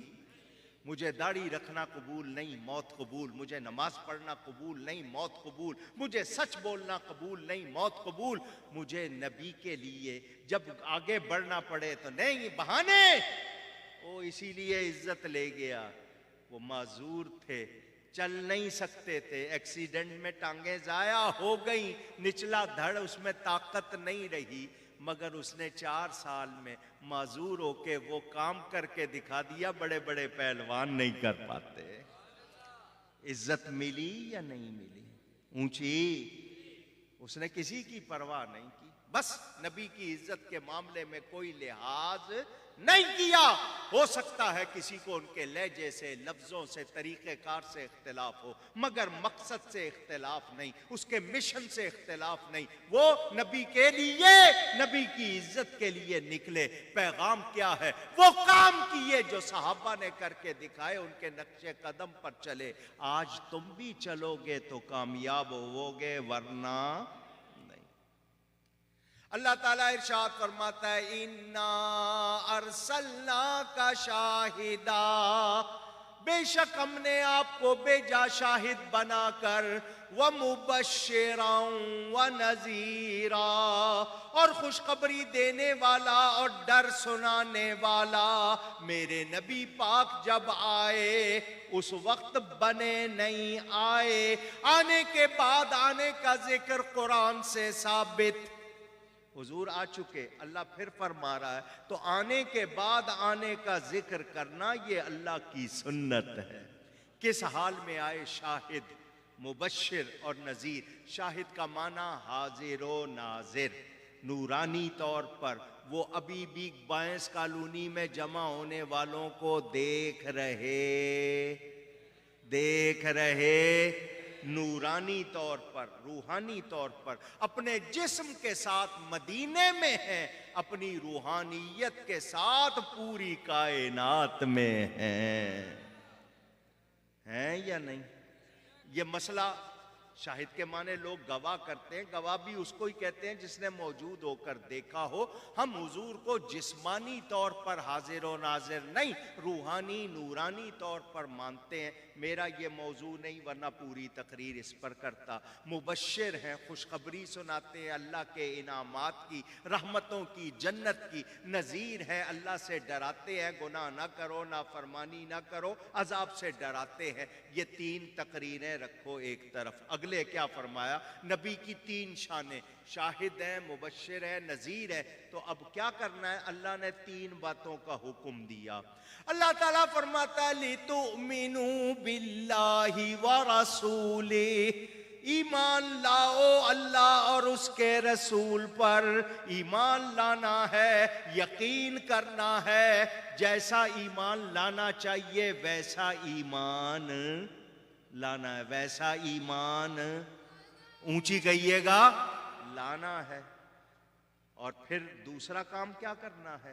وَتُعَزِّرُوهُ وَتُوَقِّرُوهُ، اور نبی کی تعظیم و توقیر کرنی ہے۔ وَتُسَبِّحُوهُ بُكْرَةً وَأَصِيلًا، اگر ہو کی ضمیر اللہ کی طرف تو اللہ کی پاکی بیان کرنی ہے صبح و شام، اگر ہو کی ضمیر نبی پاک کی طرف تو نبی کی پاکی بیان کرنی ہے صبح و شام، ان کی پاکی کا، ان کی شان کا ذکر کرنا ہے۔ اب اللہ نے ایمان اور تسبیح کے درمیان رکھا نبی کی تعظیم کو۔ پتہ کیا چلا؟ عبادت اس کی قبول ہوگی جو نبی کی تعظیم کرے گا، نبی کی، اور ایمان والا وہ جو تعظیم مصطفیٰ کرے گا۔ اور کتنی تعظیم کرنی ہے؟ جتنی جائز ہے وہ ساری کرنی ہے۔ ہم اس تعظیم کی بات نہیں کرتے جو جائز نہیں، ہم ان کو سجدہ نہیں کرتے، ہم سر نہیں جھکاتے ان کی طرف، دل جھکاتے ہیں۔ سمجھ آ رہی ہے بات؟ آئیے اب آپ کے سامنے ایک دو باتیں رکھتا ہوں۔ تعظیم و توقیر کا حکم کون دے رہا ہے؟ پھر کہیے گا اللہ تعالی۔ اللہ کا حکم ماننا لازم ہے یا نہیں؟ میں ایک بات جو کر رہا ہوں سمجھ لیں، آپ کے علاقے سے کوئی شخص ممبر بن جائے اسمبلی کا، نمبردار بن جائے علاقے کا، تحصیلدار بن جائے، کونسلر بن جائے، آپ اس کے لیے تھوڑا سا پروٹوکول دیتے ہو کہ جی اس کے تھوڑے سے آداب۔ وہ آگے درجہ جائے، ڈپٹی کمشنر بن جائے، کمشنر بن جائے ڈویژن کا، اس کے بعد جناب صوبے میں آ جاتا ہے، وزیر بن جائے، گورنر بن جائے، اس کا پروٹوکول بڑھ جاتا ہے۔ پھر اگر سینٹر میں، وفاق میں چلا جائے، مرکزی وزیر بن جائے، اور زیادہ جو وزیر اعظم ہو، اور زیادہ جو صدر ہو، اور زیادہ۔ یہ جو آداب پروٹوکول ہیں آپ عہدے داروں کے بناتے ہو، یا تو ان کی وزیر بنائیں گے یا وہ بادشاہ وغیرہ خود بنائیں گے، کیسے ملنا ہے، کیسے بیٹھنا ہے، کیا طریقہ ہوگا، کیا سلسلہ، یہ ان کے آداب بندے بناتے ہیں۔ اس کائنات میں صرف ایک ہستی ہے میرے پیارے نبی صلی اللہ علیہ وسلم کی، جن کی تعظیم کے آداب خود رب نے سکھائے ہیں۔ سورہ حجرات پڑھ لیں جا کر، 26واں پارہ سورہ حجرات پڑھیں جائیں قرآن میں، پوری سورت میں اللہ نبی کے آداب۔ مثلا آپ کسی کے گھر جاتے ہو تو کیا کرتے ہو؟ گھنٹی بجاتے ہو، آواز لگاتے ہو، کوئی ٹھک ٹھک کرنی ہو، نوک کرنا جس کو کہتے ہیں، کھٹکھٹانا، وہ یہی طریقے ہیں نا؟ پوچھ رہا ہوں، اس کے بھی آداب شریعت نے بتائے۔ کسی کے گھر جاؤ، ایک مرتبہ دروازہ کھٹکھٹاؤ یا بیل بجاؤ یا آواز لگاؤ، ایک مرتبہ، انتظار کرو۔ آپ گھنٹی پہ ہاتھ رکھ دیتے ہو، بجتی رہتی ہے، اجازت نہیں۔ ایک مرتبہ ٹھک ٹک کیا، مسلسل کھٹکھٹا رہے ہو، نہ، ایک مرتبہ کھٹکھٹایا یا گھنٹی بجائی یا آواز لگائی، انتظار کرو، اگلا لیٹا ہے، بیٹھا ہے، چپل پہنے گا، آئے گا، انتظار، تھوڑی دیر تک نہیں آیا، دوبارہ، پھر انتظار کرو، 3 بار کرنے کے بعد چوتھی بار آپ کو اجازت، واپس چلے جاؤ۔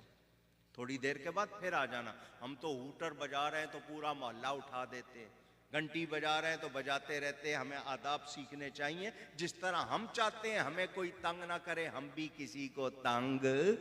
اگر کوئی نہیں ملنا چاہتا ہے, نہیں آنا چاہتا ہے, ناراض نہ ہو, آپ واپس چلے جائیں, دوبارہ پھر آ جائیں. لیجئے جناب, یہ ہمارے ہاں ہے.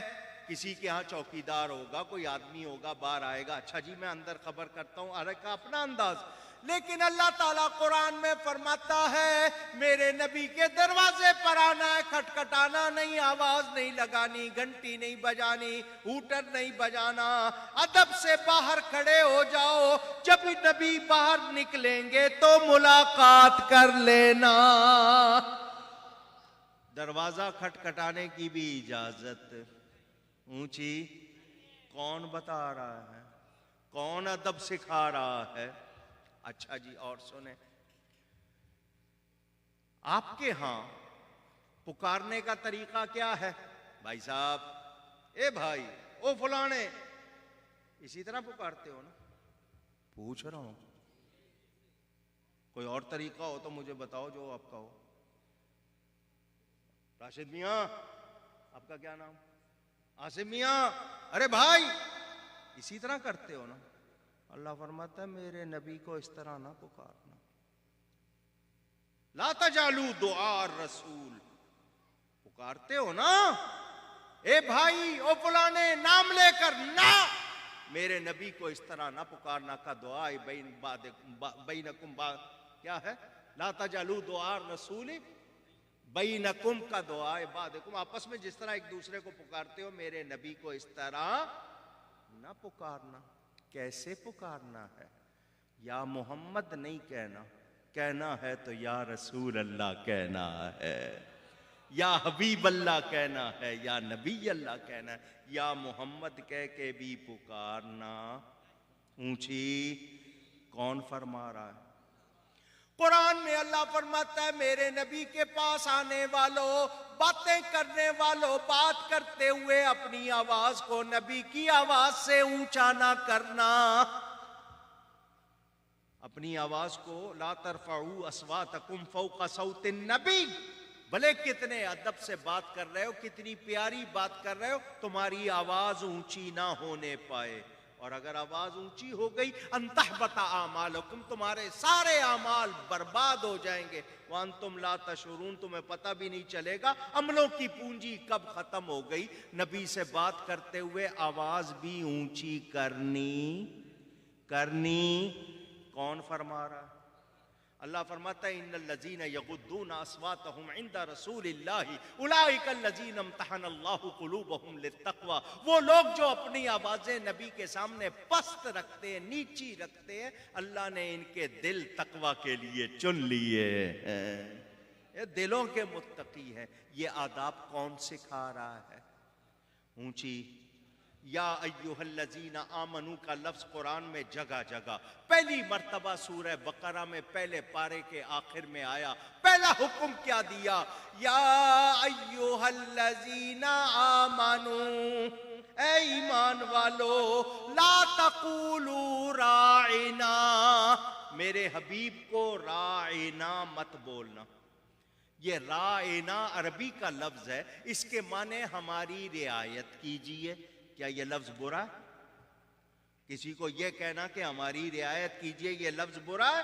نہیں, مگر یہودیوں میں یہ برا سمجھا جاتا تھا, گالی سمجھا جاتا تھا. نہیں, راعنا عین کی زیر کو ذرا کھینچ کے پڑھے تو رائنا بنتا ہے. رائنا کا مطلب ہمارا چرواہا. تو جس لفظ میں گنجائش تھی کہ اس کا غلط استعمال ہو سکتا تھا, اللہ نے فرما دیا میرے نبی کو ایسا لفظ بولنا بھی کیا بولنا ہے؟ وَقُولُ انظُرْنَا, کیا بولنا ہے؟ ہم پر نظر کرم کیجئے. کون سکھا رہا ہے؟ کون سکھا رہا ہے؟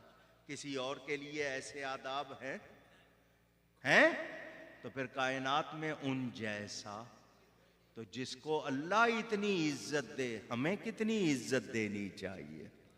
آج مسئلہ آ جائے فوج کا, مسئلہ آ جائے پارلیمنٹ کا, مسئلہ آ جائے عدلیہ کا, کورٹ کا, ہیں جی انہوں نے فوج کی توہین کی ہے، اس نے عدلیہ کی توہین کی ہے، اس نے پارلیمنٹ کی توہین کی ہے، اس کو سزا دی جائے۔ پارلیمنٹ بعد میں، عدلیہ بعد میں، ہماری پاک افواج بعد میں، نبی کی عزت پہلے ہے۔ جو نبی کی عزت نہیں کرتا اس کی عزت ہو سکتی نہیں۔ تو جو نبی کی عزت کرنے والے ہیں، صحابہ ایک صحابی کے ہاتھ پر جا کر کہتے تھے آگے دوسرے کہ ہم کو ہاتھ لگا دو، کیوں؟ تمہارا یہ ہاتھ نبی کے ہاتھ کو لگا ہوا ہے۔ محبت کرنے والے، مگر ان کی سمجھ میں بات آتی۔ ناراض تو نہیں ہوں گے ایک لطیفہ سنا دوں؟ اجازت ہے؟ ناراض تو نہیں ہوں گے؟ ان لوگوں کو کوئی کیڑا ہے جو مانتے، آپ سے زیادہ کون جانے گا اسے، جہاں آپ رہتے ہو آپ کو معلوم ہوگا چھوٹے چھوٹے کیڑے بھی کیا کام کرتے ہیں۔ یہ جو مانتے نہیں ہیں ان کو کوئی، میری یہ عادت نہیں ہے لیکن آپ کو بات سمجھانی۔ وہ ایک ڈاکٹر صاحب تھے، مشہور ہو گئے، انہوں نے کلینک کھول لی، ان کے پاس ایک کمپاؤنڈر تھا، جو بھی مریض آتا ڈاکٹر صاحب پیٹ کے کیڑوں کی دوا دیتے۔ اس نے کہا جی بخار ہے، وہی دوا، سر درد ہے، وہی دوا، جو بھی آتا دوا کون سی؟ پیٹ کے کیڑوں۔ وہ کھاتا، وہ ٹھیک بھی ہو جاتا۔ وہ کمپاؤنڈر بڑا پریشان کہ یہ ڈاکٹر بڑا عجیب ہے، اس کے پاس جو بھی آتا ہے ایک ہی دوا دیتا ہے اور وہ ٹھیک بھی ہو جاتے ہیں۔ ایک دن ایک بچہ چڑھ گیا درخت پر، سنبھال نہیں سکا، گرا، اس کی ہڈیاں ٹوٹ گئیں، اس کو بھی اسی ڈاکٹر کے پاس لے آئے۔ کمپاؤنڈر سوچنے لگا آج دیکھوں گا اس کو کیا دوا دیتے ہیں، اس نے اس کو بھی وہی دوا دے دی۔ کون سی دوا؟ کیڑوں۔ وہ کہنے لگا ڈاکٹر صاحب یہ درخت سے گرا ہے، ہڈیاں ٹوٹ گئی ہیں، آپ اس کو پیٹ کے کیڑوں کی دوا دے رہے ہیں؟ تو ڈاکٹر نے کہا پیٹ میں کیڑا تھا تبھی تو چڑھا تھا، کیڑا تھا تبھی تو چڑھا تھا، کیڑا نہ ہوتا تو یہ چڑھتا۔ انہوں نے ماننا کچھ کر لو، بتا رہا ہے بلا تشبیہ، آپ کی صرف بتانی تھی بات اتنی کہ یہ کیوں نہیں مانتے، اس لیے کہ ان کو شیطان کا۔ اب سمجھ گئے ہو بات؟ انہوں نے ماننا اور ہم نے چھوڑنا۔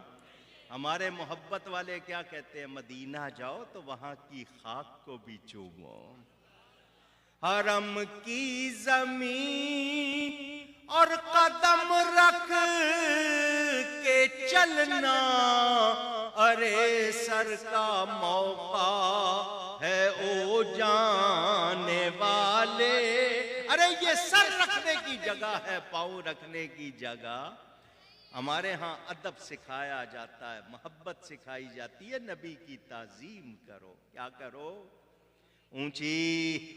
جو تعظیم کرتا ہے خود تعظیم والا ہو جاتا ہے، ذاکر ہے تو مذکور ہو جاتا ہے، خادم ہے تو مخدوم ہو جاتا ہے۔ سمجھ آئی؟ ادنا ہے تو پھر وہ اعلیٰ ہو جاتا ہے۔ دوسرے دیکھو نا، یہاں پر کسی سے دنیا میں کسی سے محبت ہو اور محبت کرنے والے چار ہو جائیں تو آپس میں لڑائی ہو جاتی ہے، مگر نبی کی محبت، جو زیادہ محبت کرتا لوگ اس سے بھی محبت کرنے لگ جاتے ہیں۔ یاد رکھنا نبی پاک صلی اللہ علیہ وسلم کی تعظیم کا مسئلہ ایسا نہیں ہے، ناموس رسالت کا مسئلہ ایسا نہیں جس میں کوئی پیچھے ہٹ جائے اور سمجھے کہ نہیں ایمان بچ گیا، نہ، اس میں کوئی رعایت ہو سکتی۔ حضور صلی اللہ علیہ وسلم جس جانور پر سواری کرتے تھے، گدھا ہو، خچر ہو، گھوڑا ہو، اونٹ ہو، جس پر آپ سواری کرتے تھے وہ بول و براز نہیں کرتا تھا۔ بول پیشاب کو کہتے ہیں، براز نمبر 2 کو، سمجھ گئے؟ وہ بول و براز نہیں کرتا تھا، جب تک حضور بیٹھے ہوئے وہ نہیں کرتا تھا، حضور اٹھ جاتے وہ ایک طرف جا کے کر لیتا۔ حضور صلی اللہ علیہ وسلم تشریف لے گئے، بخاری میں روایت موجود، جس جانور پر سوار تھے اس کا نام گدھا اردو میں کہتے ہیں، حمار عربی میں، اس حمار کو حضور نے جب اس سے اترے اس نے تھوڑی دور جا کر پیشاب کر دیا۔ منافقوں کا سردار عبداللہ بن ابی، اس نے فوراً ناک پکڑ لیا، بو آ رہی ہے، اس نے بڑی کراہت سے کہا پرے کرو اس کو، اس کی بو مجھے تنگ کر رہی ہے۔ حضور کے صحابی حضرت عبداللہ ابن ابی رواحہ نے جا کے ٹکائی اس کو، منافقوں کے سردار کو زور سے ٹکائی۔ تو کیا کہہ رہا ہے؟ یہ نبی کا جانور جس پہ نبی نے سواری کی ہے، اس کے پیشاب کو تو کہہ رہا ہے پرے کرو، بدبو، اس کی بدبو تجھ سے اچھی ہے۔ صحابی نے جواب دیا یا نہیں دیا؟ اونچی کس کس موقع پر کیا کیا جواب دیا، سنتے رہتے ہیں۔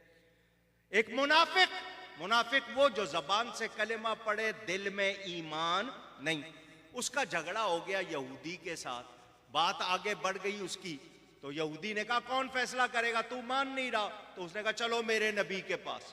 منافق نے کہا چلو، اس نے کہا ٹھیک ہے چلو۔ یہ منافق سمجھ رہا تھا میں چونکہ کلمہ پڑھتا ہوں، یہ یہودی ہے تو حضور میری طرفداری کریں گے چونکہ میں کلمہ پڑھتا ہوں۔ آ گئے، حضور نے مقدمہ سنا، سچا تھا یہودی، حضور نے کہہ دیا یہ اس کی چیز ہے تیری چیز نہیں۔ باہر نکلے، اس نے یہودی نے کہا ہو گئی تسلی؟ کہنے لگا نہیں جی مجھے ان کا فیصلہ منظور نہیں۔ نبی کا فیصلہ؟ اس نے کہا پھر کس کا فیصلہ؟ اس نے کہا حضرت عمر، کیونکہ وہ سمجھتا تھا حضرت عمر بہت سخت ہے یہودیوں کے معاملے میں، چلو حضرت عمر کے پاس۔ حضرت عمر کے پاس آ گئے، آ کر کہا حضور آپ کے پاس آئے ہیں، فیصلہ کرانا ہے۔ حضرت عمر نے کہا نبی کے ہوتے ہوئے میں کون ہوتا ہوں فیصلہ کرنے والا؟ نبی موجود ہے، جاؤ ان کے پاس۔ یہودی نے کہا جی ہم آپ کے نبی کے پاس گئے تھے۔ کہا پھر؟ انہوں نے فیصلہ کر دیا۔ اس وقت تو یہ بولا نہیں، باہر نکل کے کہنے لگا مجھے ان کا فیصلہ منظور نہیں۔ حضرت عمر نے اس منافق سے پوچھا کیا تجھے نبی کا فیصلہ منظور نہیں؟ اس نے کہا نہیں جی جو آپ کریں گے نا وہ منظور ہوگا۔ حضرت عمر کہنے لگے ٹھہرو، اندر گئے، تلوار لائے، اس کا سر کاٹ کے رکھ دیا۔ جس کو نبی کا فیصلہ منظور نہیں اس کا فیصلہ عمر کی تلوار کرتی ہے۔ ناموس رسالت پہ صحابہ کا عمل سنا یا نہیں سنا؟ آج ایسے بات کریں تو لوگ کہتے ہیں سخت بات کرتے ہو، تم زیادہ بات کرتے ہو۔ دیکھو جی کسی کا دل برا نہیں کرنا چاہیے۔ اللہ کے نبی کو اذیت پہنچاتا رہے کوئی، اللہ کے حبیب کے خلاف بولتا رہے تو کیا خاموش ہو جائے؟ بے غیرتی ہے خاموش ہونا۔ مومن کا ایمان کیا ہے؟ میرے نبی کے بارے میں کوئی کسی سے رعایت کر سکتا؟ اونچی جو ہیں حامی وہ کہیں ہم کسی سے رعایت کر سکتے نہیں۔ جو نبی کا وفادار نہیں وہ ہمارا دوست ہو سکتا، ہمارا پیارا ہو سکتا؟ سیدنا امام حسین رضی اللہ تعالیٰ عنہ نبی پاک کے نواسے ہیں۔ ایک سفر سے آئے، حضرت ابو ہریرہ نے جو اپنی چادر تھی نا اس کے کنارے سے حضرت امام حسین کے پاؤں صاف کرنا شروع کر دیے۔ صحابی رسول حضرت امام حسین فرما رہے ہیں کیا کر رہے ہو؟ تو حضرت ابو ہریرہ کہتے ہیں ان لوگوں کو پتہ نہیں جتنے میں آپ کی شان جانتا ہوں، اگر ان کو معلوم ہو جائے سب آپ کو کندھوں پہ اٹھائے پھرے۔ ہمیں کیا اندازہ، ہم کیا جانیں؟ اور آج اس طرح کی باتیں ہوں تو یہی جواب ہے سب کے لیے کہ جو نبی کا نہیں وہ ہمارا۔ تو ہمیں ناموس رسالت سب سے زیادہ عزیز ہونی چاہیے یا نہیں؟ اونچی اس معاملے میں پورا کردار ایک ایک صحابی کا، حضرت ابو بکر الصدیق رضی اللہ تعالی عنہ، حضرت عمر فاروق، حضرت عثمان غنی، حضرت علی شیر خدا رضی اللہ عنہم، عشرہ مبشرہ بدر والے، 1.25 لاکھ کم و بیش جتنے صحابہ ہیں۔ دیکھو ادب کیسے کرتے۔ حضور صلی اللہ علیہ وسلم کے پاس ایک شخص آیا، اس کے ہاتھ میں کمان تھی، کمان جس سے تیر چلاتے ہیں، انگلش والے اس کو بو کہتے ہیں، بو اینڈ ایرو۔ حضور نے فرمایا ذرا کمان دکھانا. اس نے کمان دکھائی, حضور نے کمان ہاتھ میں لے کر دیکھی, اس کو واپس کر دی, فرمایا بہت اچھی ہے, یہ کمان بہت اچھی ہے. وہ صحابی کہتے ہیں اس دن کے بعد میں نے کبھی اس کمان کو بغیر وضو کے ہاتھ نہیں لگایا. کبھی بغیر وضو کے ہاتھ.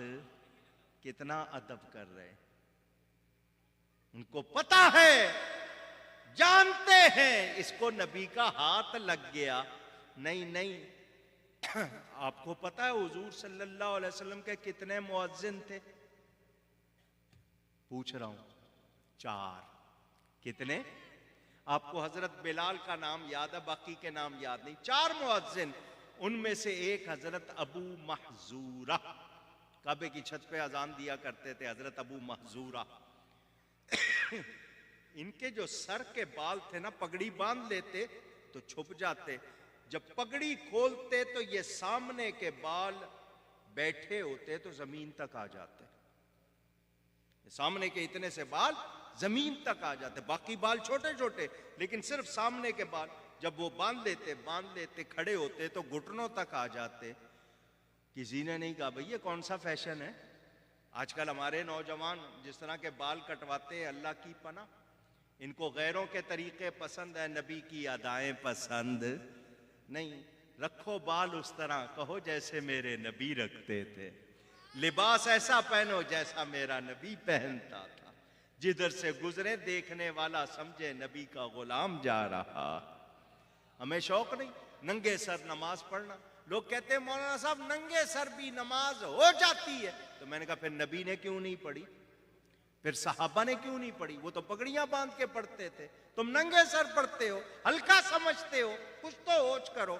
میرے دوستوں اور بزرگوں, ان سے پوچھ لیا کسی نے یہ کون سا فیشن ہے جی, یہ سامنے کے بال نہیں کاٹ رہے باقی آپ کٹواتے ہو, تو وہ یہ نہیں کہتے کہ بس مجھے یہ سمجھ آئی میں نے یہ فیشن. نہ, ذرا سنو دھیان سے. وہ کہتے ہیں ان بالوں پر یہاں سامنے میرے نبی نے ایک مرتبہ ہاتھ لگا دیا تھا, میں نے ان کو کینچی نہیں لگائی, یہ لمبے ہو گئے, میں نے کینچی نہیں لگائی کہ جہاں نبی کا ہاتھ لگ گیا وہاں کینچی نہیں لگانی. کیا ان کے لیے آیت اتری تھی؟ کیا نبی نے حکم دیا تھا؟ نہیں, مگر انہوں نے کر کے بتا دیا. صرف نبی کے ہاتھ لگ گئے ہیں تو اتنا ادب ہے. اندازہ کرو جو نبی کا خون ہے ان کا کتنا ادب ہونا چاہیے, جو نبی کے ساتھ آج آرام فرما ہے ان کا کتنا ادب ہونا چاہیے. ہم نے یہ آج اپنے آپ کو یاد کرانا ہے, یہ سبق ہم نے یاد کرنا ہے. نبی کی تعظیم نہیں تو کچھ بھی نہیں, کچھ بھی نہیں. اب میں مسائل بیان کروں ناموس کے, وہ آپ کے لیے بہت سخت ہو جائیں گے, لیکن سن لیں. نبی کے لباس کو, کس کو؟ اونچی, حضور کی وہ کملی جو مشہور ہے, یا حضور کا قمیص شریف ہے, یا حضور کا لباس, کوئی اس کو حقارت سے میلا کہہ دے, کیا کہہ دے؟ کیا کہہ دے؟ کافر ہو جائے گا. یہ میرا فتویٰ نہیں ہے, سب کا فتویٰ.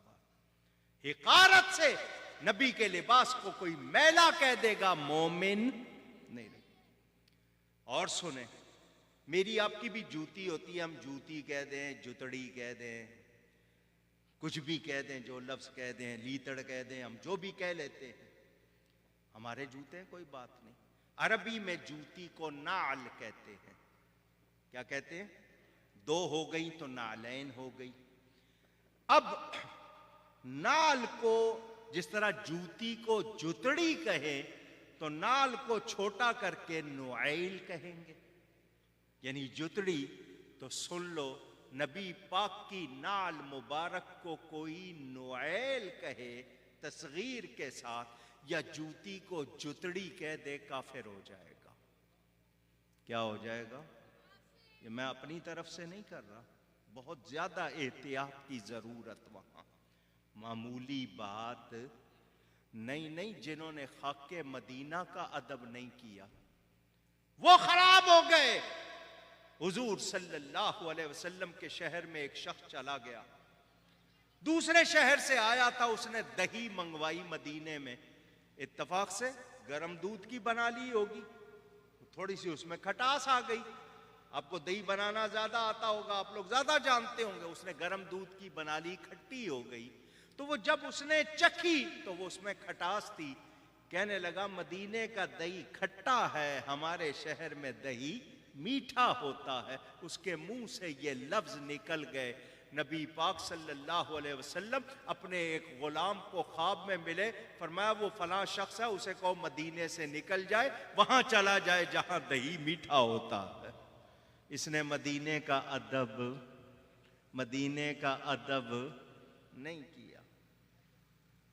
اور جو ادب کرنے والے ہیں وہ کیا ہیں؟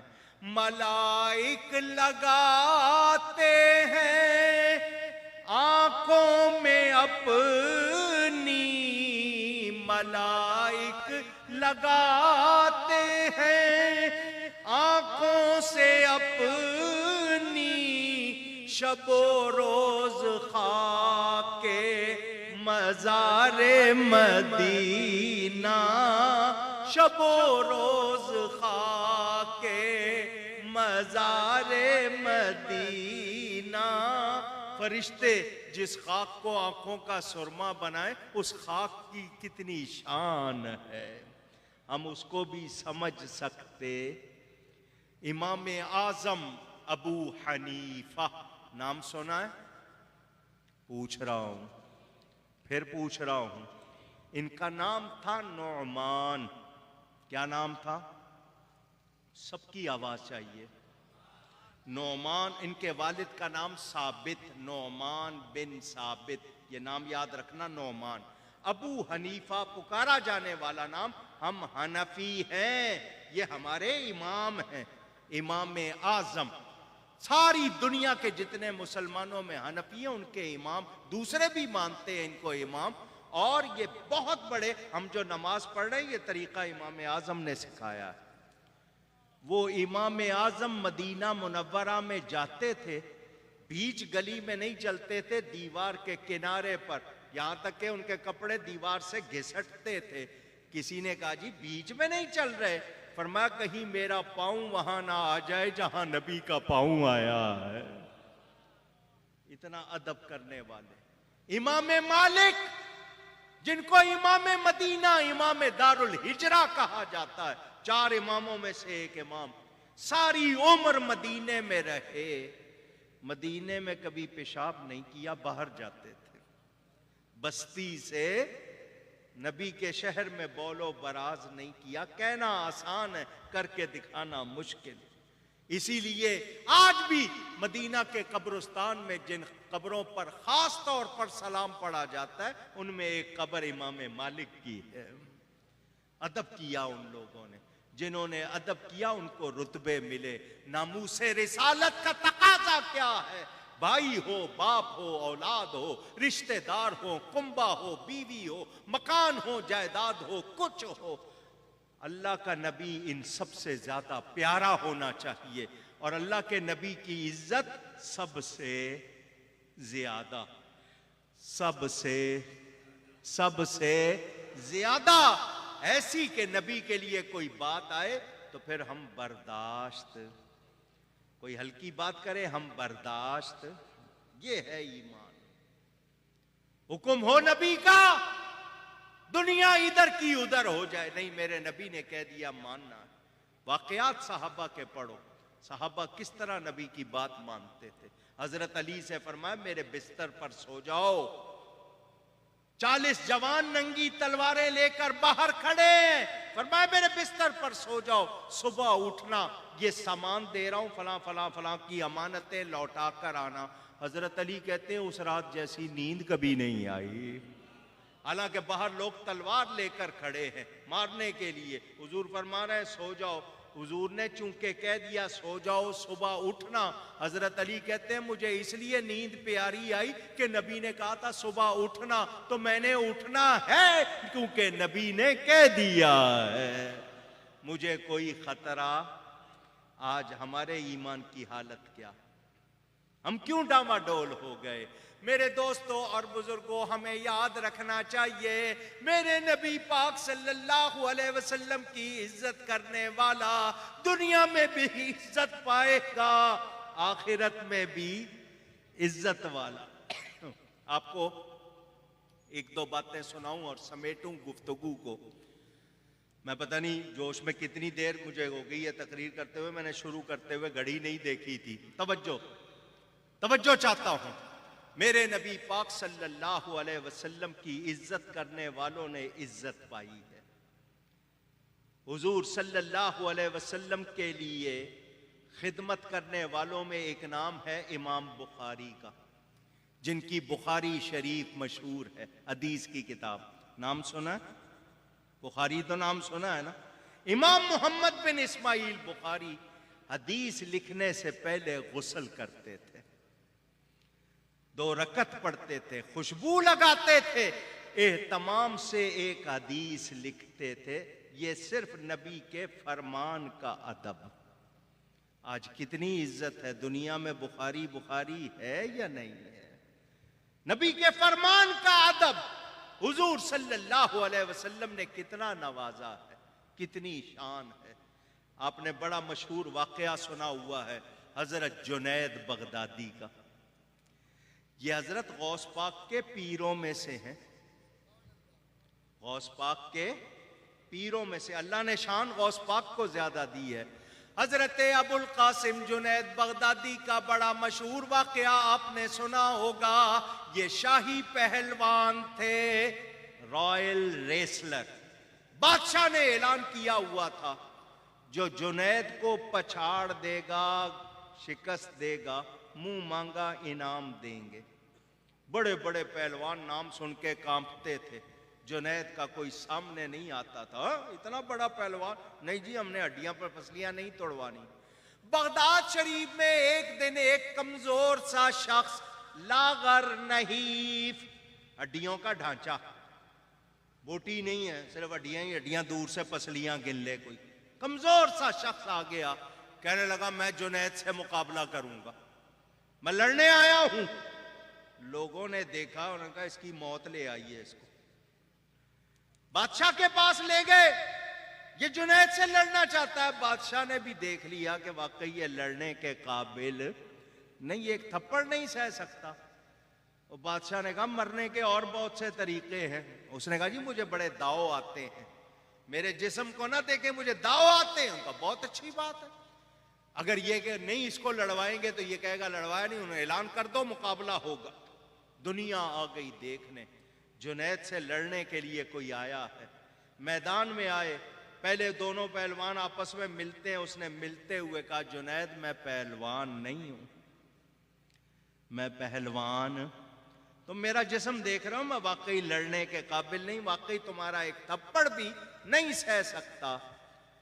مجھے پیسوں کی ضرورت ہے، میری 2 بیٹیاں جوان ہو گئی ہیں، شادی کرنی ہے، میرے پاس کوئی دھیلا نہیں ہے، ان کو دیکھتا ہوں تو مرنے کو دل چاہتا ہے۔ بادشاہ نے اعلان کیا جو تجھے ہرائے گا منہ مانگا انعام، تو میں منہ مانگا انعام لینے آیا ہوں، مجھ سے ہار جاؤ تاکہ مجھے وہ انعام مل جائے۔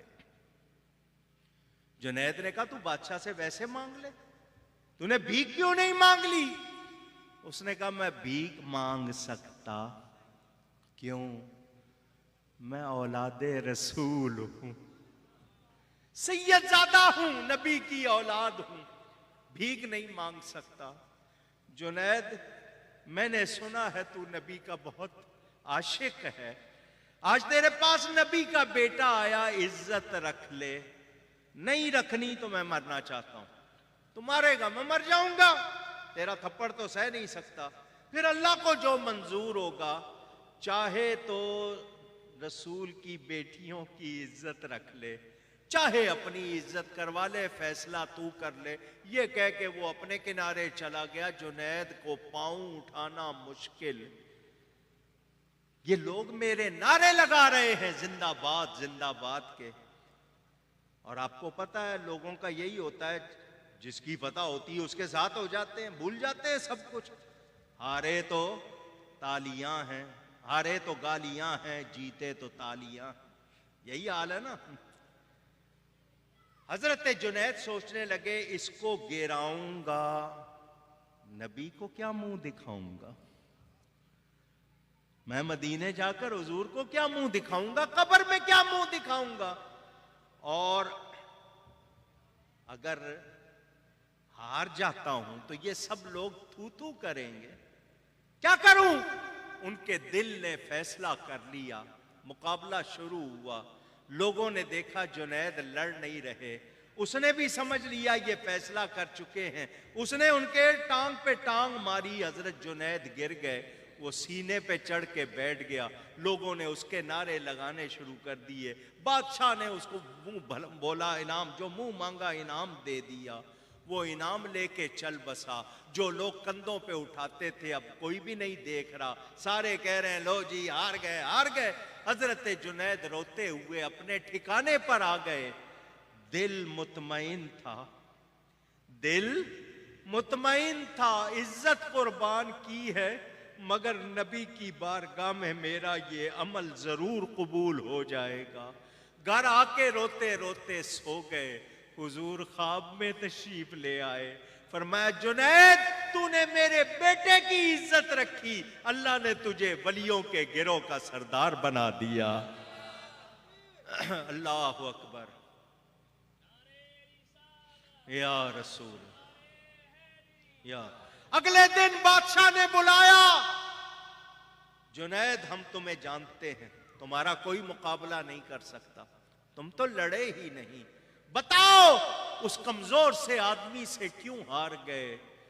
جنید کہنے لگے میں شمر نہیں تھا کہ نبی کے بیٹے کے سینے پہ چڑھ جاتا، وہ اولاد رسول تھا، اس نے نبی کا نام لیا، میں نے نبی کے نام پہ عزت قربان کی ہے، اللہ نے عزت دی یا نہیں دی؟ پوچھ رہا ہوں، تو جو نبی کی نسبتوں کا احترام کرے وہ عزت پاتا ہے، تو نبی کی کتنی عزت کرنی چاہیے۔ سنیوں یہ پیغام سینے پہ نقش کر لو، جیئیں گے تو نبی کے لیے جیئیں گے، نبی کی اتنی عزت جو ہم کر سکتے ہیں وہ ضرور کریں گے، نبی کے کسی گستاخ سے کبھی دوستی اونچی، اس کو اپنا امام کبھی نہیں بنائیں گے، بہن بیٹی کا رشتہ اس کو نہیں دیں گے، کیونکہ جو نبی کا وفادار نہیں میرا تمہارا وفادار ہو سکتا، اور قیامت کے دن پوچھا جائے گا کیا میرے دوست سے دوستی رکھی، کیا میرے دشمن سے دشمنی کی، کیا جواب دیں گے؟ قربان ان صحابہ کرام، ان اسلاف بزرگوں پر جنہوں نے یادگاریں قائم کی تعظیم مصطفیٰ کے باب میں، اللہ ہمیں توفیق دے کہ ہم اس کا کچھ نہ کچھ کر سکے۔ علامہ اقبال بھی کہتے ہیں مانگنے والے تو کبھی جناب روٹی مانگ رہا ہے، پانی مانگ رہا ہے، مکان مانگ رہا ہے، دولت مانگ رہا ہے، مانگنا ہے خدا سے تو مانگ، ذرہ عشق نبی از حق طلب، سوز صدیق و علی از حق طلب، یہ علامہ اقبال کا شعر ہے۔ اردو میں بھی کہتے ہیں دعا کیا کرو تڑپنے پھڑکنے کی توفیق دے، دل مرتضیٰ سوز صدیق دے، یا اللہ جو صدیق اکبر کو نبی کا عشق دیا تھا ہمیں اس کا ایک ذرہ ہی دے دے، کاش کہ ہم اس کو سمجھ جائیں، اس کو پہچان پائیں۔ تو یہ جلسے کوئی اپنی ناموری کے لیے نہیں ہے، نبی کی عزت کے لیے ہے۔ آج اگر آپ میں سے کسی ایک نے بھی سچے دل سے عہد کر لیا کہ میں نبی کا وفادار بنوں گا، یہ جلسے کی قیمت پوری ہو جائے گی۔ ہم سب کو عہد کرنا ہے، ہم سب نے کوشش کرنی ہے۔ اور پھر کل 11ویں شریف مناتے ہوئے کیا کہ غوث پاک کو عزت کیسے ملی؟ نبی کی عزت کی وجہ سے۔ داتا صاحب کو عزت کیسے ملی؟ نبی کی عزت کی وجہ سے۔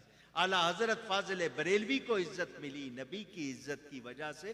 آج ہمیں عزت مل رہی ہے تو ان کا نام لینے سے مل رہی ہے۔ آ رہی ہے سمجھ میں یا نہیں؟ چلو مجھے مثال دے دو، 1000 سال پہلے لاہور کے حکمران بادشاہ کا نام بتاؤ۔ 1000 سال پہلے لاہور میں، پنجاب میں حکمران کون تھا؟ کسی کو نام اگر یاد ہو، شاید کوئی ایک آدھا آدمی مشکل سے نہیں معلوم ہے تو کوئی ہماری شان میں کمی نہیں، مگر بتاؤ داتا صاحب کا نام سب کو یاد ہے یا نہیں ہے؟ 1000 سال پہلے حکمران کو کوئی جانتا نہیں، میرا داتا کل بھی داتا تھا آج بھی داتا ہے، میرا غوث کل بھی غوث تھا آج بھی غوث، نبی کی نسبت کی وجہ سے ہے یا نہیں اونچی؟ تو پھر آپ نے کیا ارادہ کیا، کیا سوچا؟ یہی کہ ہم نے اگر نبی پاک صلی اللہ علیہ وسلم سے وفا نہیں کی تو پھر نہ دنیا کامیاب نہ آخرت کامیاب، اور آخرت میں جو جائیں گے نبی کے عشاق عزت ملے گی یا نہیں ملے گی، شان ملے گی یا نہیں؟ میرے دوستوں اور بزرگوں، قرآن نے حکم دیا، کیا مطلب ایمان لاتے ہی باقی کام بعد میں کرنے ہیں، نبی کی تعظیم پہلے کرنی ہے، نبی کی تعظیم میں فرق نہ آئے۔ اچھا آخری جملے کہوں، تعظیم کس کی جائے؟ جو شان والا ہو، جو کمال والا ہو۔ اب خود اپنے ایمان سے بتاؤ میرے نبی جیسے کمال والا کوئی ہے؟ پوری دنیا میں کوئی ہے؟ میں اگر مثالیں دوں، ہم سارے نبیوں کا ادب کرتے ہیں، کسی نبی کو ادنا نہیں کہتے، اپنے نبی کو اعلیٰ کہتے ہیں، کسی نبی کو بھی ادنا نہیں کہتے۔ حضرت آدم کے کمال، اللہ نے ان کو تمام چیزوں کے نام سکھائے۔ حضرت یوسف علیہ السلام کو اللہ نے ظاہری حسن بہت دیا۔ حضرت موسیٰ سے اللہ نے کلام کیا، کسی نبی کو 1، کسی کو 2، کسی کو 3، کسی کو 4۔ حضرت موسیٰ کے لیے 9 آیات کے 9 معجزے، مگر میرے نبی کی شان کتنی ہے؟ کسی نبی میں 1 یا 2 یا 3 کمال، میرا نبی خود سراپا کمال ہے۔ 9 معجزے حضرت موسیٰ کے، اور ابن تیمیہ جیسے شخص نے لکھا میرے نبی پاک کے 6000 معجزے تو گنے جا چکے ہیں، جو نہیں گنے گئے ان کا پتہ ہی نہیں ہے۔ باقی سارے نبی معجزے لے کر آئے، میرا نبی معجزہ بن کر آیا ہے۔ میرے نبی جیسا کمال کہ کمال کسی میں، تو پھر کیوں نہ کہیں سب سے اولا و اعلی،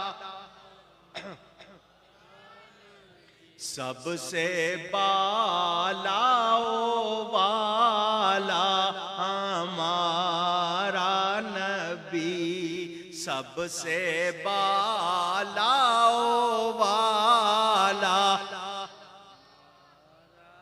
سارے اچھوں سے اچھا سمجھیے جسے، ہے اس اچھے سے اچھا ہمارا نبی، ہے اس اچھے سے اچھا ہمارا نبی صلی اللہ علیہ وسلم۔ حضرت عیسیٰ کا کمال، ہاتھ پھیرتے ہیں، کیا پھیرتے ہیں؟ لقب ہے مسیح، مسا ہاتھ پھیرنا، مسیح ہاتھ پھیرنے والا، ہاتھ پھیر کے بیماریاں دور کرتے ہیں۔ یہ حضرت عیسیٰ کی شان اللہ نے عطا فرمائی۔ اعلیٰ حضرت کیا فرماتے ہیں؟ جس کے تلووں کا دھون ہے آب حیات، ہے وہ جان مسیحا ہمارا۔ پاؤں کا نچلا حصہ جس کو انگلش میں سول کہتے ہیں، تلوا، پاؤں کے نیچے کا حصہ۔ آپ نے حضرت عیسیٰ کے ہاتھوں کا کمال سنا، میرے نبی کے پورے جسم کا کمال کون سنائے؟ ان کے پاؤں کے تلوے سے جو پانی لگ جائے وہ بھی آب حیات ہے وہ جان مسیحا ہمارا نبی۔ میرے نبی جیسا تو ان کی عزت سب سے زیادہ، اور جو ان کی عزت نہیں کرتا وہ مسلمان۔ اور میں نے بتایا جو نبی کی تعظیم نہ کرے وہ کون ہے؟ شیطان۔ وہ کون ہے؟ शैतान हम फरिश्तों के तरीके पर, जो गुस्ताख है वो शैतान के तरीके पर। तो हमने फरिश्तों के ही तरीके पे रहना है और दुनिया को बता देना है, और खाके बनाने वालों, मेरे नबी की तो तस्वीर ही नहीं है, तो तुम खाके किसके बना रहे हो? वो तस्वीर को बिगाड़े तो खाका कहते हैं ना, कार्टून किसको कहते हैं? बिगड़ी हुई तस्वीर को। मेरे नबी की तो अल्लाह ने तस्वीर नहीं बनाने दी, शैतान को रूप बनाने की इजाजत नहीं, तुम अपने खाके बना रहे हो, और खाके बनाने वालों तुम तबाह हो जाओगे।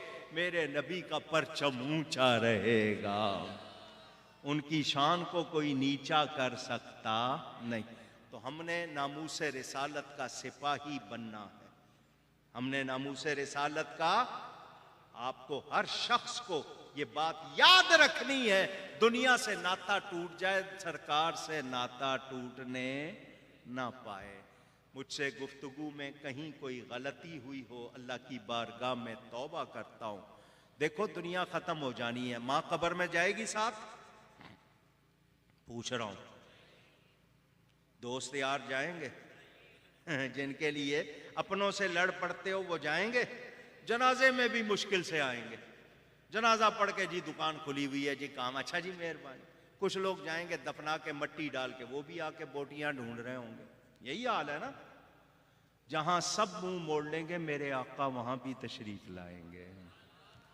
अगर उन्होंने मुंह फेर लिया तो बताओ फिर कुछ बचेगा? अगर उन्होंने कह दिया ये मेरा नहीं तो कुछ बनेगी बात नहीं। कब्र में तो आपने सुन लिया, अब हशर में माँ बेटे से, बेटा माँ से भाग रहे होंगे, सूरज 1.25 मील पर, गर्मी के मारे बुरा हाल, सब नफसी नफसी कर रहे हैं, वहां भी मेरे आका काम आएंगे। तो उनकी ताजीम करें या ना करें? इतनी करें कि किसी और की मखलूक में उन जैसा भी कोई नहीं। अल्लाह हम सबको अदब की तौफीक दे। बाकी 11वीं शरीफ का बयान सुनना है तो कल जामिया मस्जिद गुलजार हबीब में आ जाना, इंशाअल्लाह वहाँ बयान करेंगे। आज वहाँ बगदाद शरीफ में 11वीं रात है, अल्लाह उसकी बरकत से हम सब पर मेहरबानी फरमाए। रेहान साहब का, राशिद साहब का, अरशद साहब का और इमरान साहब का और इनके तमाम साथियों का शुक्रिया। ये इनके पीरो मुर्शिद जो हैं हज़रत सैयद मियाँ मकबूल मुहियुद्दीन गीलानी डेरा गाजी खां में, अल्लाह ताला उनको सेहत अता फरमाए, और राशिद साहब की वालदा को भी अल्लाह ताला सेहत अता फरमाए। उसके बाद डेरा गाजी खां के बाद एक ही बार मिले, आज नज़र आए।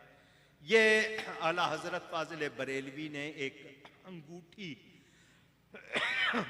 मुरीदों को दी है, 24 नक्श हैं हिफाजत के लिए। तो आप लोग अगर बरकत के लिए वो अंगूठी पहनना चाहो तो कोई यहाँ लेके आया हुआ है, उसने मुझे ऐलान के लिए कहा, मेरा उसमें कोई कमीशन वगैरह नहीं है, मैं सवाब के लिए ऐलान कर रहा हूँ। अपने अकीदों की हिफाजत करो, अपने उलमा का है? नहीं तो उसके बाद अभी जलसा जारी है। अच्छा जी, तो जलसा अभी जारी है, इनके दीगर मेहमान आए हैं, आप उन सबको सुनिएगा। मैं इजाज़त ले लूँगा, मुझे कहा गया कि मैं एक दुआ कर दूँ, उसके बाद प्रोग्राम जारी